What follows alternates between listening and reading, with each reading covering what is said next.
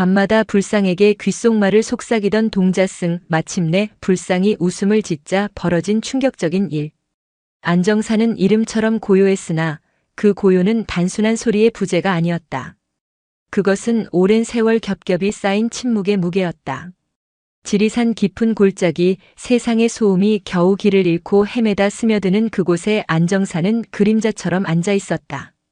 단청은 세월의 발에 재색을 잃고 기둥은 비바람에 깎여 나이테의 결을 고스란히 드러냈지만 그 낡음은 되려 위험을 더했다.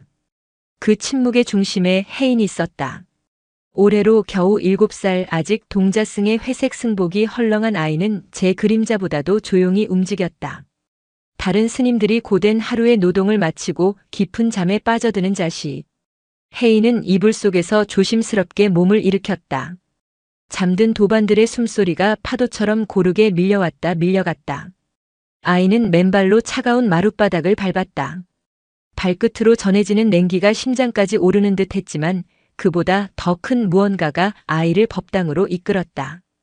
법당의 육중한 문은 아이의 힘으로는 어림도 없었지만 낮에 미리 문틈에 끼워둔 작은 돌멩이 덕에 손쉽게 열 수 있었다.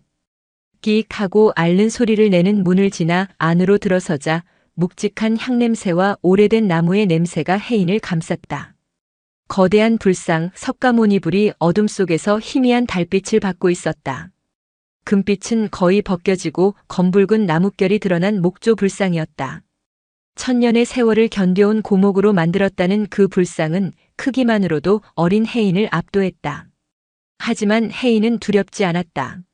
아이는 익숙하게 불단 아래로 다가가 거대한 불상의 발치에 몸을 기댔다. 그리고는 마치 비밀 이야기를 하듯 고개를 들어 불상의 커다란 귓불에 대고 속삭이기 시작했다. 부처님, 오늘 공양간에서요. 제가 제일 싫어하는 가지나물이 나왔어요. 근데요, 주지 스님께서 남기면 복이 달아난다고 하셔서 꼭 참고 다 먹었어요. 잘했죠? 목소리는 모기 소리만큼 작았지만 텅 빈 법당 안에서는 그 어떤 소리보다도 선명하게 울렸다. 그리고요, 오늘 뒷산에 갔다가 다람쥐 2마리를 봤어요. 도토리를 하나씩 물고 막 달려가는데 꼭꼭 해솔이랑 저 같았어요. 해솔이도 도토리를 참 좋아했는데. 해솔. 그 이름을 입에 올리자 혜인의 목소리가 미세하게 떨려왔다. 해솔은 혜인의 기억 속에만 존재하는 쌍둥이 형이었다. 3살 무렵 몹쓸 병을 앓다 먼저 부처님 곁으로 갔다고 어른 스님들은 말했다. 혜인은 형의 얼굴이 잘 기억나지 않았다. 그저 꿈속에서 희미한 잔상처럼 떠오를 뿐이었다. 자신과 똑같이 생긴 하지만 어딘가 조금 더 환하게 웃고 있던 아이. 형이 보고 싶어요, 부처님. 형은 지금 부처님 곁에 있겠죠? 그럼 제 이야기도 다 듣고 있겠네요. 형아, 나는 괜찮아. 스님들이 다 잘해주셔. 근데 그래도 가끔은 형이 너무 보고 싶어. 혜인의 작은 어깨가 가늘게 들썩였다. 눈물이 뺨을 타고 흘러 차가운 바닥으로 떨어졌다. 아이는 매일 밤 이렇게 불상을 찾아와 제 하루를 고하고 비밀을 털어놓고 가슴에 묻어둔 그리움을 꺼내놓았다. 불상은 유일하게 모든 것을 들어주는 혜인의 친구이자 형의 대리인이었다. 이런 혜인의 비밀스러운 밤 외출을 모르는 스님은 없었다. 어린 나이에 부모를 여의고 절에 맡겨진 아이가 먼저 간 쌍둥이 형을 그리워하는 마음을 기특하고 안쓰럽게 여길 뿐이었다. 그 모습이 귀엽다며 웃어넘기는 젊은 스님들도 있었다. 하지만 단 한 사람, 안정사의 가장 나이 많은 노관 스님만은 그 모습을 볼 때마다 묘하게 불편한 표정을 지었다. 그는 절의 모든 꾸준히 일을 도맡아 하는 말이 없고 무뚝뚝한 늙은 승려였다. 그의 얼굴에는 지워지지 않는 그늘이 있었고 혜인을 볼 때마다 그 그늘은 더욱 짙어졌다. 어느 날 오후 법당 앞을 쓸고 있는 혜인에게 노관 스님이 다가왔다. 그는 빗자루질을 멈추게 하고는 무뚝뚝한 목소리로 물었다. 혜인아, 매일 밤 부처님께 무엇을 그리 속삭이느냐? 혜인은 조금 놀랐지만 이내 맑은 눈으로 노스님을 올려다보며 대답했다. 제 이야기요. 그리고 형아 이야기도요. 허튼 짓이다. 노관 스님의 목소리는 칼날처럼 차가웠다. 불상은 듣는 게 아니다. 그저 내 모습을 비추어 줄 뿐이지. 내 마음속 번뇌와 어리석음을 비추는 거울일 뿐 귀를 가진 존재가 아니란 말이다. 그의 말에는 어린아이를 타이르는 자상함 대신 무언가를 필사적으로 부정하려는 듯한 날카로움이 섞여 있었다. 혜인은 그러나 물러서지 않았다. 아이는 제 믿음을 의심하지 않았다. 아니에요, 스님. 이 불상, 제 말을 들으세요. 혜인은 확신에 찬 목소리로 말했다. 그리고는 아무도 모르는 비밀을 털어놓듯 목소리를 낮춰 덧붙였다. 제 말을 들으실 때마다 웃어주시는걸요. 노관 스님의 얼굴이 순간 굳어졌다. 그는 아무 말 없이 혜인을 내려다보았다. 그 눈빛은 단순한 꾸짖음이 아니었다. 그것은 깊은 곳에서 끌어올린 듯한 두려움과 슬픔, 그리고 알 수 없는 죄책감이 뒤섞인 복잡한 시선이었다. 스님은 결국 아무 말도 하지 못하고 삐걱이는 걸음으로 자리를 떴다. 혜인은 그 뒷모습을 보며 고개를 갸웃거렸다. 왜 노관 스님은 부처님이 웃는다는 말을 그토록 무서워하는 걸까? 혜인에게 불상의 미소는 의심의 여지가 없는 사실이었다. 그것은 입꼬리가 올라가는 식의 명백한 변화가 아니었다. 아주 미세한, 거의 알아차릴 수 없는 표정의 변화였다. 혜인이 즐거운 이야기를 할 때면 불상의 얼굴은 어쩐지 온화해 보였고 슬픈 이야기를 할 때면 깊은 자비심이 깃드는 듯했다. 그리고 형 해솔의 이야기를 할 때 불상은 가장 인자하고 따뜻한 미소를 띄었다. 아이는 그것을 온 마음으로 느끼고 있었다. 그날 밤도 혜인은 어김없이 법당을 찾았다. 노관 스님의 말이 마음에 걸렸지만 불상을 향한 믿음은 흔들리지 않았다. 부처님, 노관 스님은 부처님이 제 말을 못 듣는다고 하세요. 웃지도 않으신대요. 하지만 저는 알아요. 지금도 웃고 계시잖아요. 그렇죠? 혜인은 불상의 얼굴을 올려다보았다. 어둠 속에서 불상의 윤곽은 희미했지만 아이의 눈에는 분명 보였다. 입가에 머문 희미한 미소의 그림자. 그것은 달빛이 만들어낸 우연한 음영일지도 몰랐다. 하지만 혜인에게는 세상 그 어떤 것보다 분명한 응답이었다. 아이는 안심하고 그날 있었던 소소한 일들을 다시 속삭이기 시작했다. 그러나 그날 밤의 속삭임은 이전과는 다른 기이하고 서늘한 사건의 서막이 될 것이라고는 상상조차 하지 못했다. 안정사의 무거운 침묵에 아주 작은 첫 번째 균열이 생겨나고 있었다. 며칠이 지났다. 혜인의 밤 외출은 계속되었고 노관 스님의 감시 어린 시선도 계속되었다. 하지만 혜인은 아랑곳하지 않았다. 오히려 노관 스님의 부정이 아이의 믿음을 더욱 단단하게 만들었다. 나만이 볼 수 있는 부처님의 미소는 혜인에게 특별한 비밀이 되었다. 기이한 일은 그로부터 사흘 뒤 새벽에 일어났다. 새벽 예불을 위해 가장 먼저 법당에 들어선 행자승의 입에서 나지막한 비명이 터져나왔다. 그의 시선은 곧장 불단 위에 불상에 꽂혀 있었다. 불상에 굳게 닫혀 있어야 할 입술이 아주 미세하게 신란만큼 벌어져 있었던 것이다. 마치 누군가 숨을 내쉬기 직전의 모습처럼. 소식은 금세 절 전체로 퍼져나갔다. 스님들이 웅성거리며 법당으로 모여들었다. 이게 어찌된 일인고? 간밤에 누가 법당에 들어왔던가? 젊은 스님들은 믿을 수 없다는 듯 눈을 비볐고 나이 든 스님들은 불경한 일이 벌어졌다며 얼굴을 굳혔다. 그 소란 속에서 주지인 범진 스님이 나타났다. 범진 스님은 인자한 성품과 깊은 학식으로 존경받는 인물이었지만 그 순간 그의 얼굴에는 당혹감이 역력했다. 그는 불상 앞으로 다가가 한참을 살피더니 이내 헛기침을 하며 말했다. 소란 피우지들 말거라. 보아하니 오래된 목불이라 밤새 내린 이슬과 습기를 머금어 조금 뒤틀린 게지. 흔히 있는 일이다. 곧 제자리로 돌아올 것이야. 주지 스님의 단호한 말에 스님들의 웅성거림은 잦아들었다. 습기 때문이라는 설명은 합리적이었고 애써 불길한 상상을 떨쳐내려는 스님들에게 좋은 핑계가 되어주었다. 그들은 고개를 끄덕이며 각자의 자리로 돌아갔다. 하지만 모두가 그 말을 믿은 것은 아니었다.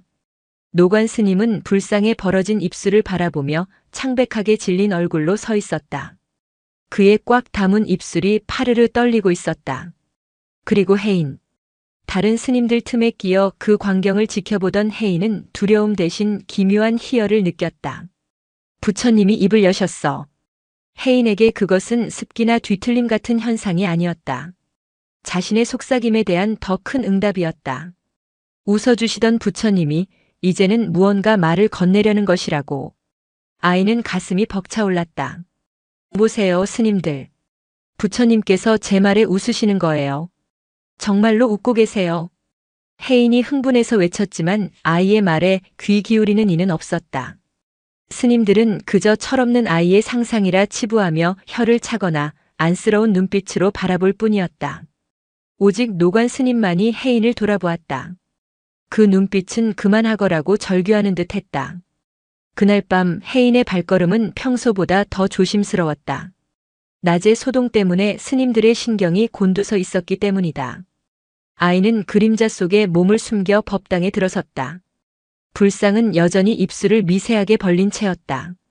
낮에 보았을 때보다 그 틈이 조금 더 넓어진 것 같기도 했다. 혜인은 불상 앞에 앉아 떨리는 목소리로 속삭였다. 부처님, 저 때문에 놀라셨어요? 스님들이 부처님 입이 열렸다고 다들 걱정했어요. 하지만 저는 알아요. 제게 무언가 말씀하시려는 거죠? 괜찮아요. 말씀해 주세요. 저만 들을게요. 아이는 숨을 죽이고 불상의 입술에 시선을 고정했다. 제발 단 한마디라도, 형의 소식이라도. 바로 그 순간이었다. 갑자기 불상에 벌어진 입술 사이에서 휙 마이너스 하는 소리와 함께 차가운 바람이 터져나왔다. 그것은 외풍과는 전혀 다른 얼음장처럼 냉랭하고 날카로운 바람이었다.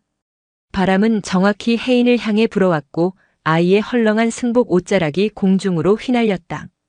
켜놓았던 작은 촛불이 푸른빛을 내며 격렬하게 흔들리다 이내 꺼져버렸다.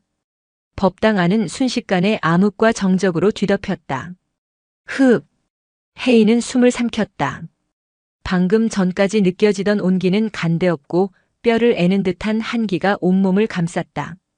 그것은 단순한 추위가 아니었다. 생명이 없는 곳에서 불어오는 듯한 근원적인 공포였다.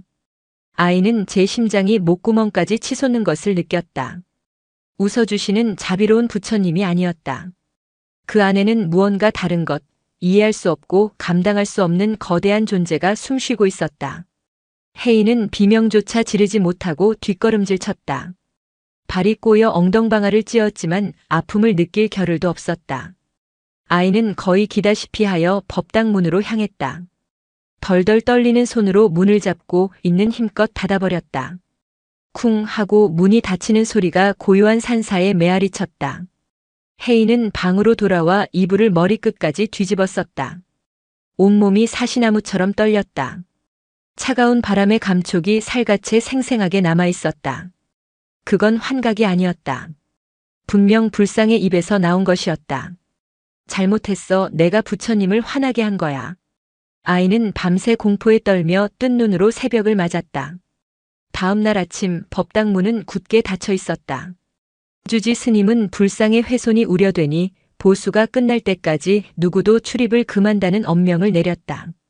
스님들은 어제보다 더 심각해진 분위기를 감지하고 법당 근처를 서성일 뿐 감히 안으로 들어갈 엄두를 내지 못했다. 혜인은 멀찍이서 닫힌 문만 바라보았다. 간밤의 공포가 생생했지만 동시에 알 수 없는 궁금증이 아이를 사로잡았다. 부처님은 왜 화가 나셨을까? 내가 무슨 실수를 한 걸까? 오전 내내 법당에서는 주지 스님과 노관 스님 단둘이 무언가를 하는 듯 이따금씩 나지막한 대화 소리와 쇠가 부딪히는 소리가 들려왔다. 그리고 정오가 될 무렵 굳게 닫혔던 법당 문이 열리고 하얗게 질린 얼굴의 주지 스님이 모습을 드러냈다. 그의 손에는 작은 천주머니가 들려 있었다. 그 뒤를 따르던 노관 스님이 마당을 가로질러 곧장 혜인에게로 다가왔다. 그의 얼굴은 흑빛이었다. 그는 혜인의 어깨를 거칠게 붙잡았다. 그 악력에 혜인은 저도 모르게 신음을 흘렸다. 다시는 법당에 들어가지 말거라. 내가 저지른 짓이 무엇인지 알고 있느냐. 내가 잠들어 있던 혼을 깨운 것이다. 노관 스님의 목소리는 분노와 절망으로 갈라져 있었다. 혜인은 영문을 몰라 어리둥절한 채 스님을 바라보았다. 그때 법당 안을 살피고 나온 다른 스님 하나의 입에서 경악에 찬 목소리가 터져나왔다. 저것은 모두의 시선이 그가 가리키는 곳으로 향했다. 불상. 여전히 미세하게 벌어진 그 입가에 무언가 하얗고 작은 것이 박혀 있었다. 아침 햇살을 받아 상아처럼 반짝이는 그것은 누가 보아도 명백한 어린아이의 작은 유치였다. 불상의 입가에 박힌 작은 치아. 그것은 더 이상 습기나 뒤틀림으로 변명할 수 없는 명백하고 기이한 현실이었다. 안정사는 그야말로 발칵 뒤집혔다. 절의 오랜 역사에도 없었던 불경하고 괴이한 일에 스님들은 공포와 혼란에 휩싸였다. 어떤 이는 흉조라며 두려워했고 어떤 이는 누군가의 사악한 저주라며 분노했다. 주지 범진 스님은 그날로 법당을 폐쇄하고 육중한 자물쇠를 채웠다. 그리고 모든 스님을 대웅전 앞마당에 모아놓고 불호령을 내렸다. 오늘부터 불상에 대한 그 어떤 논의도 그만다. 각자의 수행에만 정진하도록 하라. 이는 절의 기강을 바로잡고 부처님의 분노를 잠재우기 위함이니 어기는 자는 엄히 다스릴 것이다. 범진 스님의 목소리는 단호했지만 그의 눈빛은 심하게 흔들리고 있었다. 그는 누구보다도 이 사태에 동요하고 있었다. 스님들은 주지의 엄명에 눌려 입을 다물었지만 그들의 눈빛에는 의심과 불안이 가득했다. 저를 감싸던 고요한 침묵은 이제 금방이라도 터질 듯한 긴장감으로 변해 있었다. 특히 노관 스님의 상태는 심각했다. 그는 며칠 동안 식음을 전폐하고 자신의 작은 거처에 틀어박혔다. 문틈으로 새어나오는 것은 끊임없는 목탁 소리와 나직한 독경 소리뿐이었다. 마치 무언가 거대한 악령을 쫓아내려는 필사적인 몸부림처럼 들렸다. 혜인은 그 모든 혼란의 중심에 있었다. 스님들은 더 이상 아이를 귀엽게 여기지 않았다. 수군거림이 혜인의 등 뒤를 따라다녔다. 저 아이가 법당에서 무언가 했음에 틀림없어. 밤마다 불상이랑 이야기를 나눈다더니 결국 탈이 난 게지. 불길한 아이다. 쌍둥이로 태어나 형을 일찍 여인 것부터가 예사롭지 않아. 혜인은 혼자가 되었다. 따스했던 시선은 어느새 의심과 기피의 눈초리로 변해 있었다. 아이는 더 이상 스님들에게 말을 걸지 않았고 공양 시간에도 구석에 앉아 고개를 숙인 채 밥을 삼켰다. 하지만 혜인을 가장 괴롭히는 것은 스님들의 시선이 아니었다. 밤마다 시작되는 소리였다. 처음에는 바람 소리인 줄 알았다. 혹은 산짐승이 내는 소리라고 생각했다. 하지만 그 소리는 매일 밤 정확히 자시가 되면 어김없이 들려왔다. 잠긴 법당 쪽에서 들려오는 아주 희미한 속삭임 같은 소리. 누군가 간절하게 부르는 것 같기도 하고 혹은 흐느껴 우는 것 같기도 한 의미를 알 수 없는 소리였다. 그 소리는 다른 스님들의 귀에는 들리지 않는 듯 했다. 오직 혜인만이 그 소리를 들을 수 있었다. 소리는 밤이 깊어질수록 선명해졌고 아이의 뇌리를 파고들었다. 와줘. 여기로. 추워. 혜인은 이불을 뒤집어 쓰고 귀를 막아보았지만 소용없었다. 소리는 머릿속에서 직접 울리는 것만 같았다. 그 소리의 근원지가 어디인지 아이는 본능적으로 알고 있었다. 바로 그 불상, 입가에 상아 조각 같은 치아를 물고 있는 그 불상 안에서 나는 소리였다. 공포스러웠다. 간밤에 그 차가운 바람을 떠올리면 당장이라도 도망치고 싶었다. 하지만 그 소리에는 공포와 함께 기묘한 슬픔과 그리움이 섞여 있었다. 마치 길 잃은 아이가 엄마를 찾는 듯한 애절함. 혜인은 그 소리가 자신을 부르고 있다는 것을 깨달았다. 그리고 어쩌면 그 소리의 주인이 누구인지도 어렴풋이 짐작할 수 있었다. 형. 그 생각이 들자 공포는 서서히 다른 감정으로 변해갔다. 형이 해솔이 저 안에 갇혀서 울고 있는 것이라면? 나를 부르고 있는 것이라면? 그렇다면 나는 가야만 했다. 무서워도 가야만 했다. 며칠을 뜬 눈으로 밤을 새우며 고뇌하던 혜인은 마침내 결심했다. 그날 밤 혜인은 공양간에서 작은 등잔과 초를 그리고 장작을 패는 데 쓰는 작은 손망치를 몰래 챙겼다. 온절이 깊은 잠에 빠진 것을 확인한 아이는 맨발로 자신의 방을 나섰다. 달빛조차 구름에 가려 한치 앞도 보이지 않는 칠흑 같은 어둠이었다. 법당 앞은 그 어느 때보다 무겁고 음산한 공기가 감돌았다. 거대한 자물쇠가 문고리를 굳게 지키고 있었다. 혜인은 망설이지 않았다. 낮에 보아두었던 벽과 문기둥 사이에 낡고 헐거워진 나무 판자를 손으로 더듬어 찾았다. 어른은 통과할 수 없지만 혜인처럼 작은 아이는 겨우 몸을 비집고 들어갈 수 있는 틈이었다. 삐걱이는 나무 판자를 밀어내고 안으로 들어서자 법당 안의 공기는 바깥보다 훨씬 더 차갑고 축축했다. 곰팡내와 먼지 냄새, 그리고 그 모든 것을 뒤섞는 비릿하고 희미한 냄새가 코를 찔렀다. 혜인은 떨리는 손으로 등잔에 불을 붙였다. 작은 불꽃이 피어오르자 거대한 불상의 모습이 어둠 속에서 서서히 드러났다. 불상은 그 자리에 그대로 있었다. 며칠 전과 똑같이 입술을 살짝 벌린 채. 그리고 그 입가에는 여전히 하얀 치아 조각이 박혀 있었다. 등잔불빛에 비친 불상의 얼굴은 더 이상 자비롭지 않았다. 깊이를 알 수 없는 어둠을 품고 있는 듯 기괴하고 위협적으로 보였다. 혜인은 침을 꿀꺽 삼켰다. 손에 쥔 망치가 축축하게 젖어드는 것을 느꼈다. 부처님. 아이의 목소리가 공허한 법당 안에 울렸다. 제가 잘못했어요. 화 푸세요. 하지만 제발 알려주세요. 그 안에 누가 있는 거예요? 대답은 없었다. 오직 등잔불이 타들어가는 소리만이 정적을 깨트릴 뿐이었다. 혜인은 한 걸음 불상으로 다가갔다. 그리고 마침내 불단 아래에 섰다. 아이는 손을 뻗어 불상의 발을 만져보았다. 얼음장처럼 차가웠다. 형이죠? 해솔이 형. 그 안에 있는 거 맞죠? 대답해봐, 형아. 혜인은 울먹이며 불상을 올려다보았다. 바로 그때였다. 똑똑. 불상의 내부에서 무언가 나무를 가볍게 두드리는 소리가 들려왔다. 아주 희미하지만 분명한 소리. 혜인은 숨을 멈췄다. 아이가 귀를 기울이자 소리가 다시 한번 들려왔다. 똑똑똑. 그것은 안에서 보내는 신호였다. 혜인은 더 이상 망설일 수 없었다. 아이는 등잔을 바닥에 내려놓고 손망치를 고쳐쥐었다.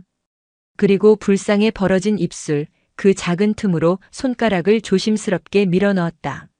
손끝에 닿은 것은 차갑고 딱딱한 나무의 감촉이 아니었다. 축축하고 부드러운 마치 젖은 천조각 같은 질감. 그리고 그 아래 가늘고 뻣뻣한 머리카락 몇 올이 손끝을 스쳤다. 혜인은 저도 모르게 비명을 지르며 손을 뺐다. 심장이 미친 듯이 방망이질 쳤다. 공포가 온몸을 지배했지만 동시에 끔찍한 확신이 머릿속을 가득 채웠다. 혜인은 다시 망치를 들었다. 그리고 눈을 질끈 감았다. 형, 내가 꺼내줄게. 아이는 불상의 입술 주변 이미 균열이 가기 시작한 부분을 망치로 내려치기 시작했다. 탕, 탕, 탕.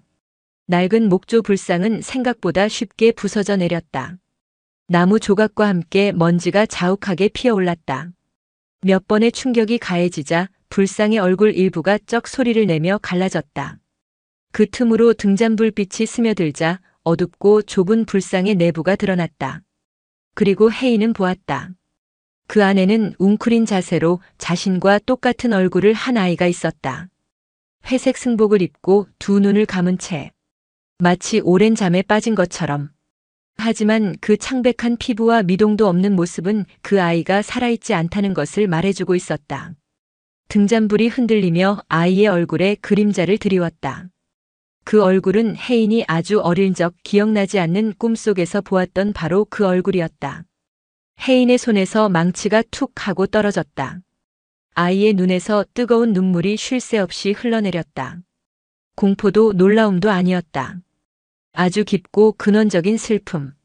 그리고 비로소 모든 것을 깨달은 자의 허탈함이었다.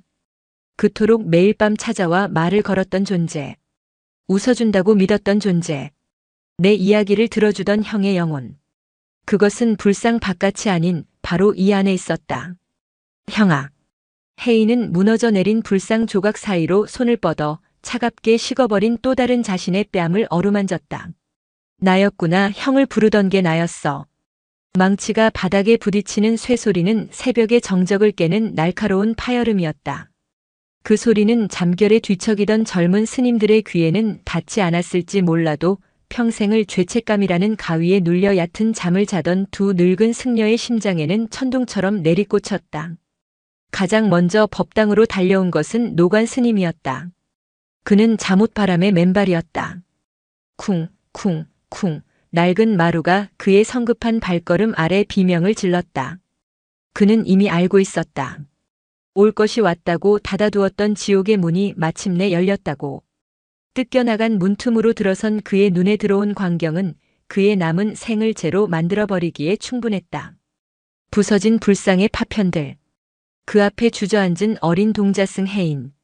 그리고 불상의 텅 빈 가슴팍에서 쏟아져 나온 또 다른 아이의 작은 시신. 노관 스님의 입에서 억하는 숨막히는 소리가 터져나왔다. 그것은 비명이라기보다는 영혼이 찢기는 소리에 가까웠다. 분노도 놀라움도 아니었다.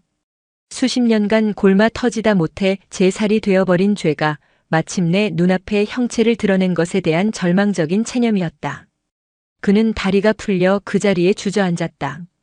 떨리는 손으로 마룻바닥을 짚었지만 온 세상이 발밑으로 꺼지는 듯 했다. 곧이어 주지 범진 스님이 등잔을 들고 나타났다. 그의 얼굴은 이미 사색이었다. 그는 노관 스님보다 더 끔찍한 진실의 무게를 짊어진 사람이었다. 그는 부서진 불상과 두 아이를 번갈아 보았다. 혜인의 손은 차갑게 굳어버린 다른 아이의 뺨에 닿아 있었다. 그 순간 범진 스님의 얼굴에서 모든 것이 무너져 내렸다. 인자한 주지 스님의 위엄도 도 높은 수행자의 평온함도 아니었다. 오직 돌이킬 수 없는 죄를 지은 한 인간의 벌거벗은 얼굴만이 남아있었다. 아! 그의 신음소리를 신호탄으로 다른 스님들이 하나둘 법당으로 모여들었다. 그들은 눈앞의 광경을 이해하지 못했다. 부서진 불상, 울고 있는 혜인, 그리고 그 옆에 누워있는 혜인과 똑같이 생긴 아이. 현실이라기엔 너무나도 끔찍하고 기괴한 장면 앞에서 모두가 말을 잃었다. 법당은 순식간에 수십 개의 촛불이 한꺼번에 꺼진 듯한 암흑의 침묵에 휩싸였다. 그 침묵을 깬 것은 범진 스님이었다. 그는 천천히 불단 앞으로 걸어갔다. 그의 걸음은 천근의 무게추를 단 듯 무거웠다. 그는 혜인의 옆에 무릎을 꿇었다. 그리고 떨리는 손을 뻗어 굳어버린 아이 해솔의 이마를 덮은 머리카락을 쓸어주었다. 그 작은 행동에 7년의 세월 동안 억눌러왔던 모든 것이 터져나왔다.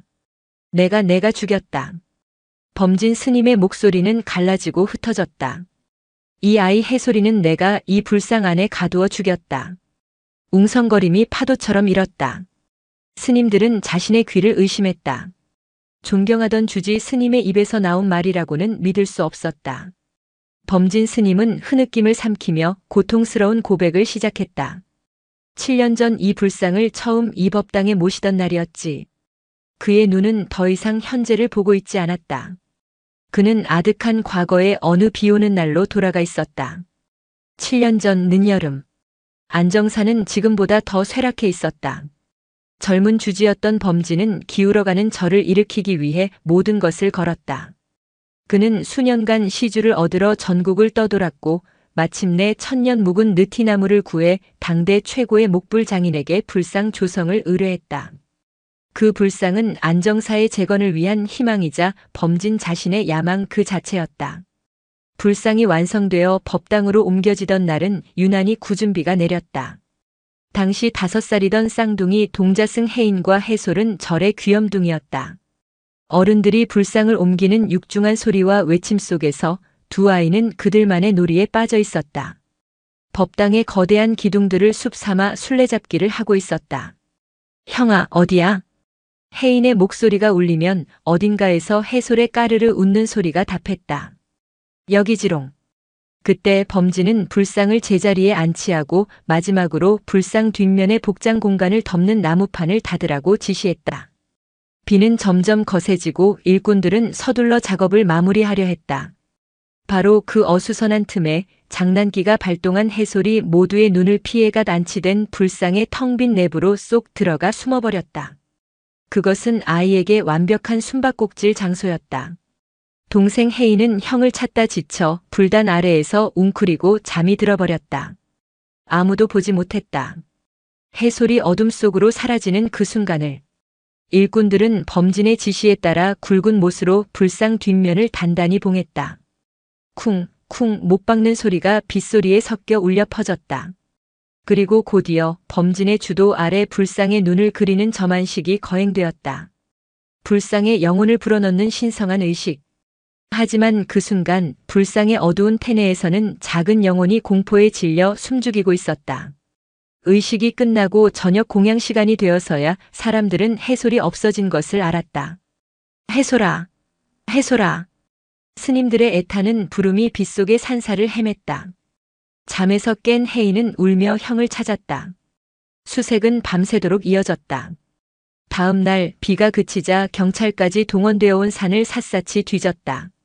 하지만 아이의 흔적은 어디에도 없었다. 모두가 아이가 빗물에 불어난 계곡물에 휩쓸려 갔거나 길을 잃고 산짐승에게 변을 당했을 것이라 짐작했다. 단 한 사람 범진만이 그날 밤 끔찍한 소리를 들었다.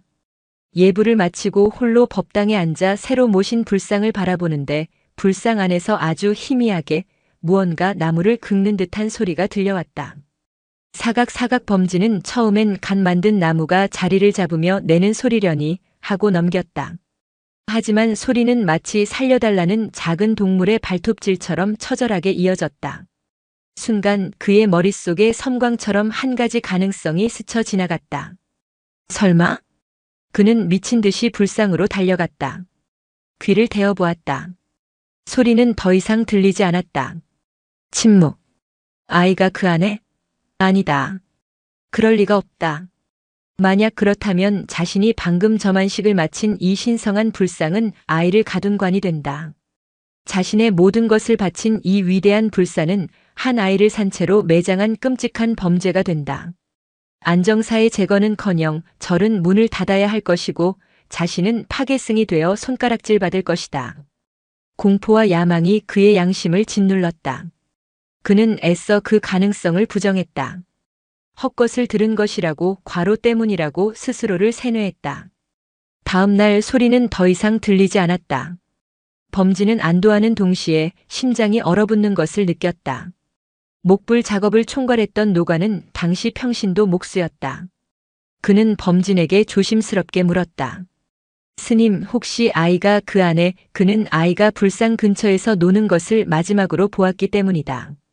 범진은 버럭 화를 내며 그의 말을 막았다. 불경한 소리 말게. 부처님 앞에서 못하는 소리가 없어. 노관은 더 이상 아무 말도 하지 못했다. 하지만 그는 알 수 있었다. 주지 스님의 눈에 서린 것은 분노가 아니라 자신과 같은 종류의 끔찍한 두려움이라는 것을. 훗날 그는 속죄하는 마음으로 머리를 깎고 안정사에 들어와 노관 스님이 되었다. 현재 범진 스님의 고백이 끝났을 때 법당 안은 얼어붙은 듯 고요했다. 스님들은 경악과 슬픔 그리고 배신감에 찬 눈으로 주지를 바라보았다. 그들이 매일 아침 저녁으로 경배했던 불상이 사실은 한 아이의 고통스러운 무덤이었던 것이다.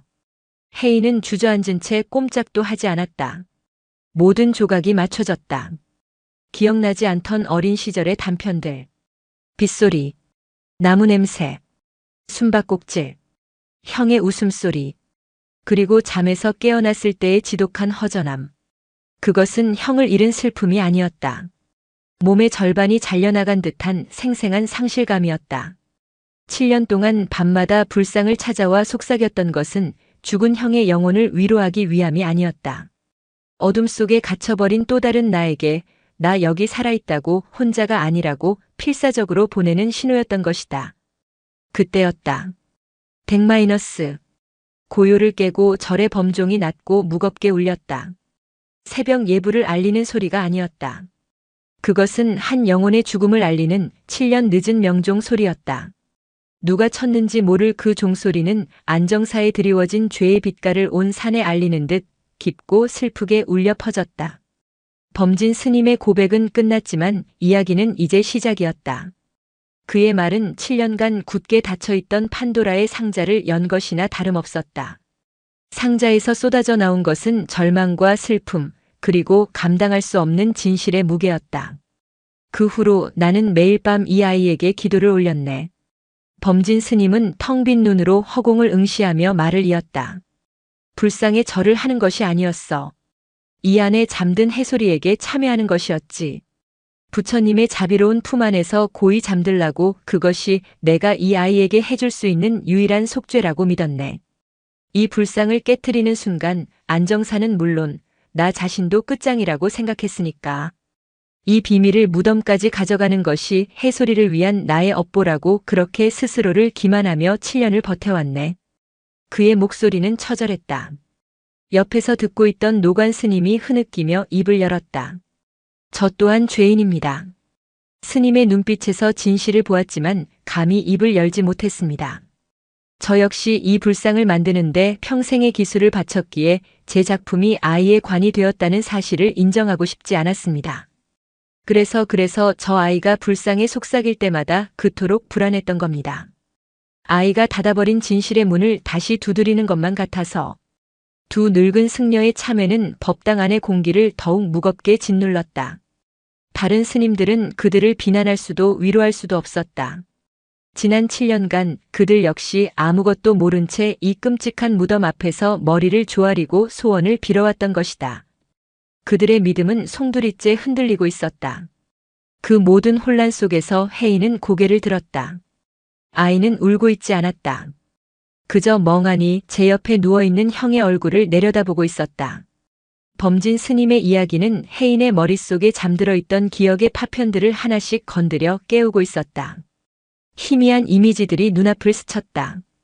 비에 젖은 흙냄새, 새로 깎은 나무에서 풍기던 상쾌한 향, 꼭꼭 숨어라, 머리카락 보인다. 형을 놀리며 외치던 자신의 목소리. 그리고 어두운 나무 틈새로 사라지며 장난스럽게 웃던 형의 마지막 얼굴. 그 뒤로 찾아온 깊은 잠. 깨어났을 때 형은 없었고 세상은 온통 울음소리로 가득했다. 어른들은 형이 아주 먼 곳으로 갔다고 했다. 혜인은 그 말을 이해하지 못했다. 바로 어제까지 함께 웃고 떠들던 형이 왜 갑자기 먼 곳으로 가야 하는지. 그 후로 혜인은 종종 형의 꿈을 꾸었다. 꿈속에서 형은 항상 좁고 어두운 곳에 갇혀 있었다. 손으로 벽을 긁으며 울고 있었다. 혜인아, 나 여기 있어. 무서워. 꿈에서 깨면 혜인의 뺨은 늘 눈물로 젖어 있었다. 그것이 그저 형을 잃은 슬픔 때문이라고만 생각했다. 하지만 이제 알 수 있었다. 그것은 단순한 꿈이 아니었다. 벽 하나를 사이에 두고 잠든 동생에게 보내는 형의 마지막 절규였던 것이다. 7년간 느껴왔던 정체 모를 공허함, 늘 심장 한구석이 텅 빈 것 같던 느낌의 정체가 바로 이것이었다. 나의 반쪽은 바로 여기 손 뻗으면 닿을 이 차가운 나무 감옥 안에 갇혀 있었던 것이다. 혜인은 이제야 모든 기적의 의미를 깨달았다. 불상이 자신의 말에 웃어준다고 믿었던 것. 그것은 불상에 깃든 부처의 자비가 아니었다. 7년간 어둠 속에 갇혀있던 형의 영혼이 동생의 목소리를 듣고 기뻐하며 보내온 희미한 메아리였던 것이다. 혜인이 즐거운 이야기를 할 때 형도 함께 기뻐했고 혜인이 슬픈 이야기를 할 때 형도 함께 울었던 것이다. 불상의 입이 벌어진 것은 썩어가는 나무가 내뿜는 가스를 이기지 못하고 가장 약한 부분이 터져나온 현상이었다. 그 차가운 바람은 7년간 갇혀있던 죽음의 공기가 처음으로 세상에 나온 것이었다. 그리고 그 작은 유치. 그것은 어둠 속에서 마지막 숨을 거두며 세상에 자신의 존재를 알리려 했던 해솔의 마지막 흔적이었을 터였다. 혜인이 신성한 소통이라 믿었던 모든 것은 사실은 끔찍한 진실을 가리키는 이정표였다. 부처의 응답이 아니라 썩어가는 무덤의 비명이었다. 혜인은 천천히 몸을 일으켰다. 그리고 비틀거리는 걸음으로 범진 스님 앞에 섰다. 아이는 고개를 들어 하얗게 질린 채 자신을 바라보는 주지 스님의 눈을 똑바로 쳐다보았다. 그 작은 아이의 눈에는 원망이나 분노가 담겨 있지 않았다. 그 대신 나이를 가늠할 수 없는 깊은 슬픔과 어린아이라고는 믿을 수 없는 무서운 질문이 담겨 있었다. 스님. 혜인의 목소리는 놀랍도록 차분했다. 우리 형아 그 안에서 많이 외로웠어요? 그 순수한 질문은 그 어떤 심판의 말보다도 날카롭게 범진 스님의 심장을 파고들었다. 수만 번의 독경과 참회로도 쌓아 올릴 수 없었던 그의 방어벽이 그 한마디에 와르르 무너져 내렸다. 외로움. 그는 한 번도 그 아이의 외로움에 대해 생각해 본 적이 없었다. 그저 자신의 죄를 어떻게 감출지, 이 엿보를 어떻게 견뎌낼지에만 급급했다. 어둡고 차가운 나무 속에서 동생을 부르며 엄마를 그리워하며 서서히 죽어갔을 5살 아이의 외로움과 공포를 그는 지난 7년간 단 한순간도 제대로 마주한 적이 없었던 것이다. 흐흑 흐어어. 범진 스님은 어린아이처럼 목 놓아 울기 시작했다. 그의 울음소리에는 주지로서의 체면도 수행자로서의 위엄도 없었다. 오직 뒤늦게 깨달은 자신의 잔인함에 대한 통렬한 후회와 한 아이를 향한 사무치는 미안함만이 담겨 있었다. 그는 혜인의 발치에 엎드려 용서를 빌었다. 아니, 용서를 구할 자격조차 없음을 통감하며 그저 울부짖을 뿐이었다. 법당에 모인 스님들은 그 모습을 보며 함께 눈물을 흘렸다. 거대한 불상은 반쯤 부서진 채 그 안에 품고 있던 끔찍한 비밀을 모두 토해내고 침묵하고 있었다. 마치 오랜 시간 동안 짊어져 왔던 무거운 짐을 내려놓은 듯 어딘가 편안해 보이는 얼굴로. 주지의 울음소리가 잦아들자 법당에는 다시 무거운 침묵이 내려앉았다. 하지만 이전의 침묵과는 달랐다. 은폐된 진실이 만들어낸 긴장감 넘치는 정적이 아니라 모든 것이 드러난 후에 허탈하고 슬픈 공백이었다. 이제 안정사의 스님들은 선택해야 했다. 이 끔찍한 진실을 다시 덮을 것인가, 아니면 세상에 드러내고 죗값을 치를 것인가. 결정을 내린 것은 평생을 침묵으로 살아온 노관 스님이었다. 그는 자리에서 일어나 범진 스님을 부축해 일으켰다. 그리고 다른 스님들을 둘러보며 잠기고 거칠어진 목소리로 말했다. 해소리의 장례를 치러줍시다. 7년 동안 어둡고 추운 곳에 있었으니 이제라도 따뜻한 곳으로 보내주어야지요. 그의 말에는 더 이상의 두려움이나 순종이 없었다. 죄를 지은 공범자로서, 그리고 한 아이의 마지막을 외면했던 어른으로서 마땅히 해야 할 일을 하겠다는 굳은 결의가 서려 있었다. 세상에는 어떻게 알려야 합니까?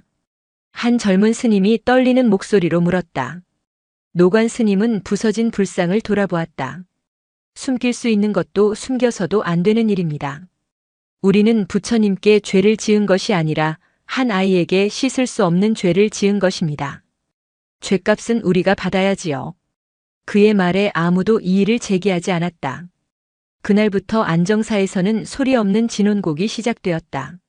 스님들은 법당의 문을 활짝 열어젖혔다. 그들은 더 이상 진실을 숨기려 하지 않았다. 먼저 남아있는 불상을 해체하는 작업이 시작되었다.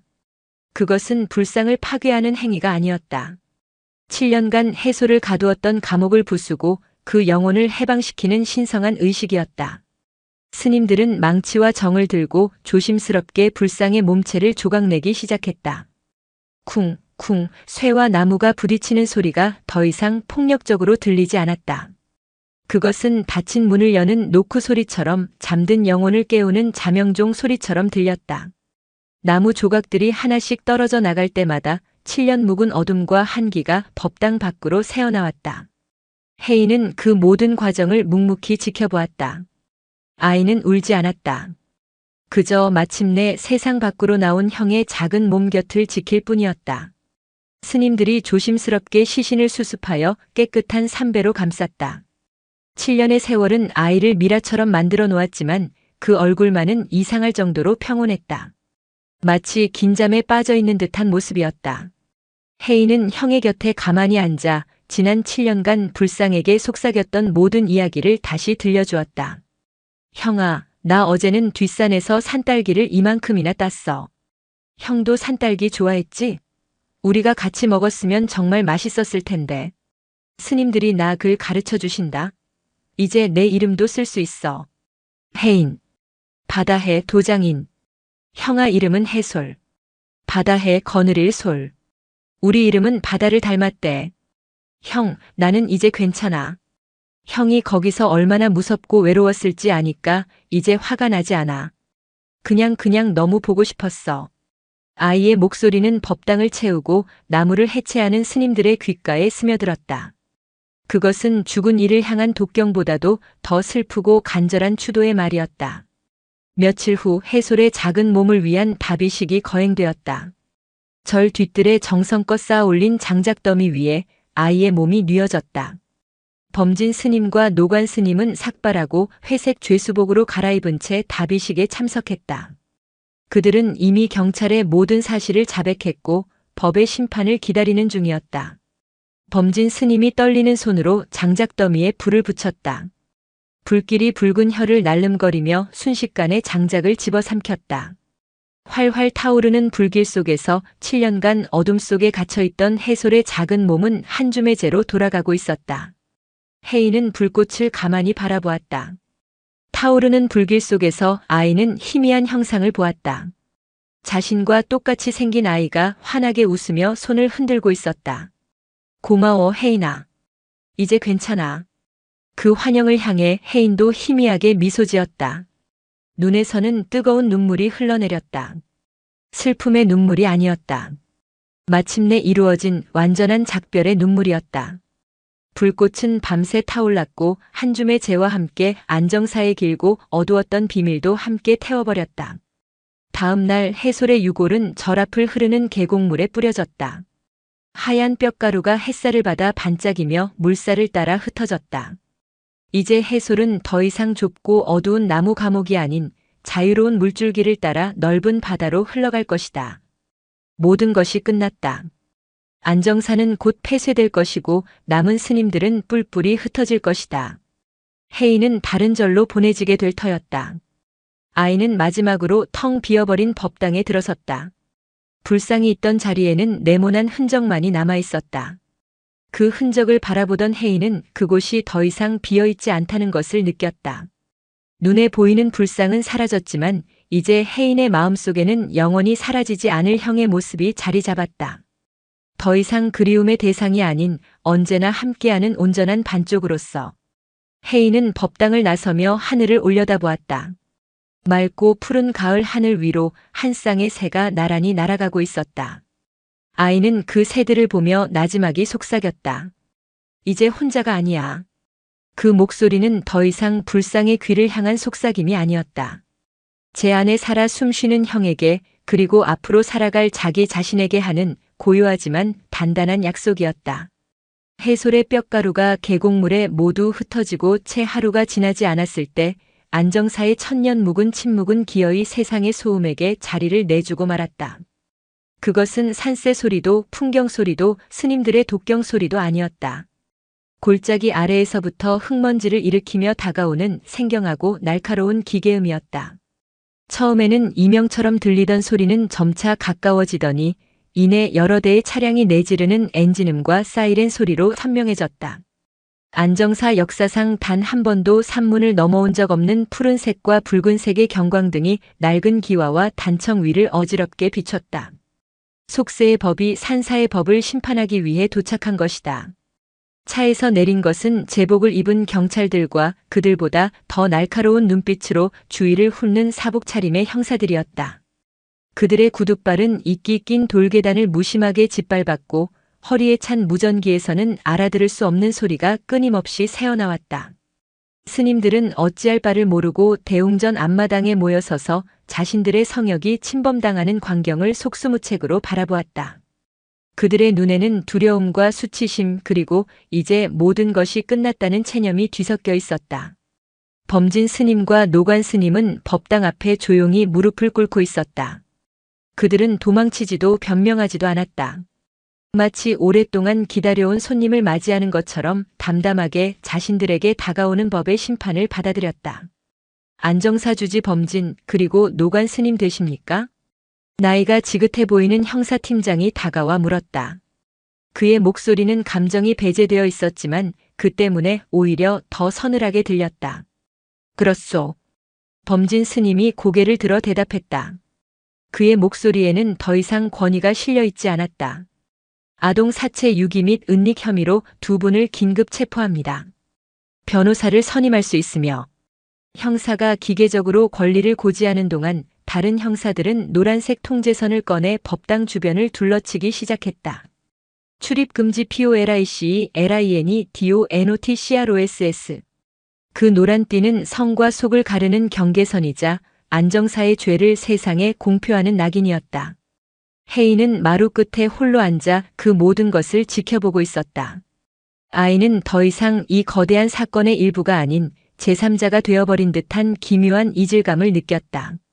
며칠 전까지만 해도 자신의 비밀스러운 세계였던 법당은 이제 낯선 이들이 증거물을 수집하는 범죄 현장이 되어 있었다.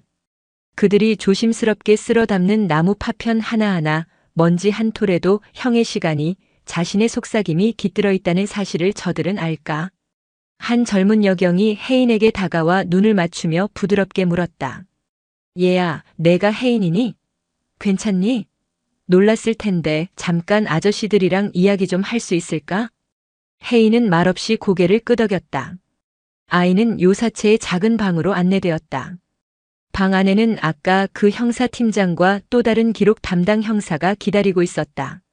형사팀장은 자신의 이름을 박진우라고 소개했다. 그는 억지로 미소를 지어 보였지만 그의 눈에는 피로와 연민이 뒤섞여 있었다. 혜인아, 많이 힘들었지? 우리가 묻는 말에 그냥 아는 대로만 대답해주면 된단다. 아무도 널 다그치지 않을 거야. 박 팀장의 질문은 조심스러웠지만 집요했다. 언제부터 불상이 이상하다는 걸 알았는지, 밤에 법당에서 무엇을 했는지, 왜 불상을 부수려고 했는지.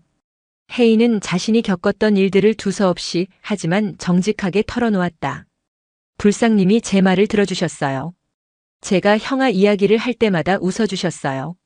기록하던 형사의 펜이 잠시 멈칫했다. 박 팀장의 얼굴에 난처한 기색이 스쳤다. 웃어주셨다고? 네. 그리고 입이 열렸어요. 입에서 차가운 바람이 나오고 형아의 이빨이 나왔어요. 혜인의 이야기는 형사들이 이해할 수 있는 논리의 범주를 벗어나 있었다. 아이가 겪은 끔찍한 충격으로 인한 환상 혹은 상상이라고 치부하기에는 불상의 입에서 발견된 유치라는 명백한 증거가 존재했다. 혜인아, 혹시 누가 시킨 일은 아니니? 예를 들면 노관 스님이라든가. 박 팀장은 합리적인 의심을 던졌다. 어쩌면 노관 스님이 죄책감에 시달리다 아이를 이용해 진실을 밝히려 했을 가능성. 하지만 혜인은 단호하게 고개를 저었다. 아니에요. 제가 들었어요. 형이 저를 불렀어요. 형이 저를 불렀다. 그 말은 더 이상 조사를 이어갈 수 없게 만드는 벽이었다. 박 팀장은 깊은 한숨을 내쉬며 조사를 마무리 지었다. 그는 혜인이 단순한 목격자나 피해 아동이 아님을 직감했다. 저 작은 아이는 지난 7년간 죽은 쌍둥이 형의 영혼과 교감하며 이 끔찍한 진실의 문을 제 손으로 열어젖힌 사건의 가장 깊은 곳에 있는 존재였다. 밖으로 나오자 범진 스님과 노관 스님이 형사들에게 이끌려 산문을 나서고 있었다. 은색 수갑이 두 스님의 손목에서 차갑게 빛났다. 그 순간 범진 스님이 걸음을 멈추고 혜인을 돌아보았다. 그의 눈은 깊은 참회와 미안함으로 젖어 있었다. 그는 무언가 말을 하려다 이내 입을 다물고 고개를 떨구었다. 그 어떤 말도 이 아이에게 위로가 될 수 없음을, 오히려 더 큰 상처가 될 뿐임을 깨달은 것이다. 노관 스님은 끝까지 혜인과 눈을 마주치지 못했다. 그는 자신의 침묵이 이 모든 비극을 방조했다는 사실을 누구보다 잘 알고 있었다. 그의 굽은 등은 이제 영원히 펴지지 않을 것처럼 보였다. 경찰차들이 떠나자 안정사에는 다시 정적이 찾아왔다. 하지만 그것은 예전의 평화로운 고요가 아니었다. 모든 것을 잃어버린 자리에 남는 공허하고 스산한 침묵이었다. 남은 스님들은 망연자실한 표정으로 흩어졌다. 곧 종단에서 사람이 올 것이고 이 절은 폐쇄될 터였다. 그들의 수행도 삶도 이제 막다른 길에 다다른 것이다. 그날 밤 혜인은 잠들 수 없었다. 형을 부르던 소리도 불상의 그림자도 사라진 법당 쪽은 그저 칠흑 같은 어둠에 잠겨 있었다. 모든 것이 끝났지만 아무것도 해결되지 않았다. 형은 돌아왔지만 한 줌의 재가 되었고 자신은 이제 어디로 가야 할지 알 수 없었다. 문득 혜인은 주지 스님이 떠나기 전 자신을 보던 그 눈빛을 떠올렸다. 그 눈빛은 미안하다는 말보다 더 많은 것을 담고 있었다. 그것은 어쩌면 나를 용서하지 말아다오라는 마지막 간청이었을지도 모른다. 혜인은 자리에서 일어나 창밖을 보았다. 노란 통제선 너머로 텅 빈 불단이 어렴풋이 보였다. 이제 저곳에는 아무도 없었다. 형도 부처님도. 하지만 혜인은 알 수 있었다. 자신의 진짜 이야기는 그리고 진짜 수행은 이제부터 시작이라는 것을. 세상의 소음 속에서 형의 이름과 자신의 이름을 짊어지고 어떻게 살아가야 하는지를 배워야만 했다. 안정사가 폐쇄되고 혜인은 종단의 결정에 따라 차로 2시간이 넘게 걸리는 관음사라는 큰 절로 보내졌다. 관음사는 안정사와는 모든 것이 달랐다. 지리산 깊은 골짜기에 숨듯이 자리 잡은 안정사와 달리 관음사는 유명 관광지 초입에 위치해 평일에도 사람들의 발길이 끊이지 않았다. 단청은 화려했고 대웅전은 위압적일 정도로 거대했다. 수십 명의 스님들이 일사불란하게 움직였고 모든 것이 정해진 규칙에 따라 돌아가는 거대한 기계처럼 느껴졌다. 혜인은 그 속에서 완벽한 이방인이었다. 이곳의 스님들은 혜인을 안정사에서 온 아이라고 불렀다. 그 호칭에는 동정과 연민이 섞여 있었지만 그 밑바닥에는 불길한 사건과 엮인 아이라는 보이지 않는 주홍글씨가 새겨져 있었다.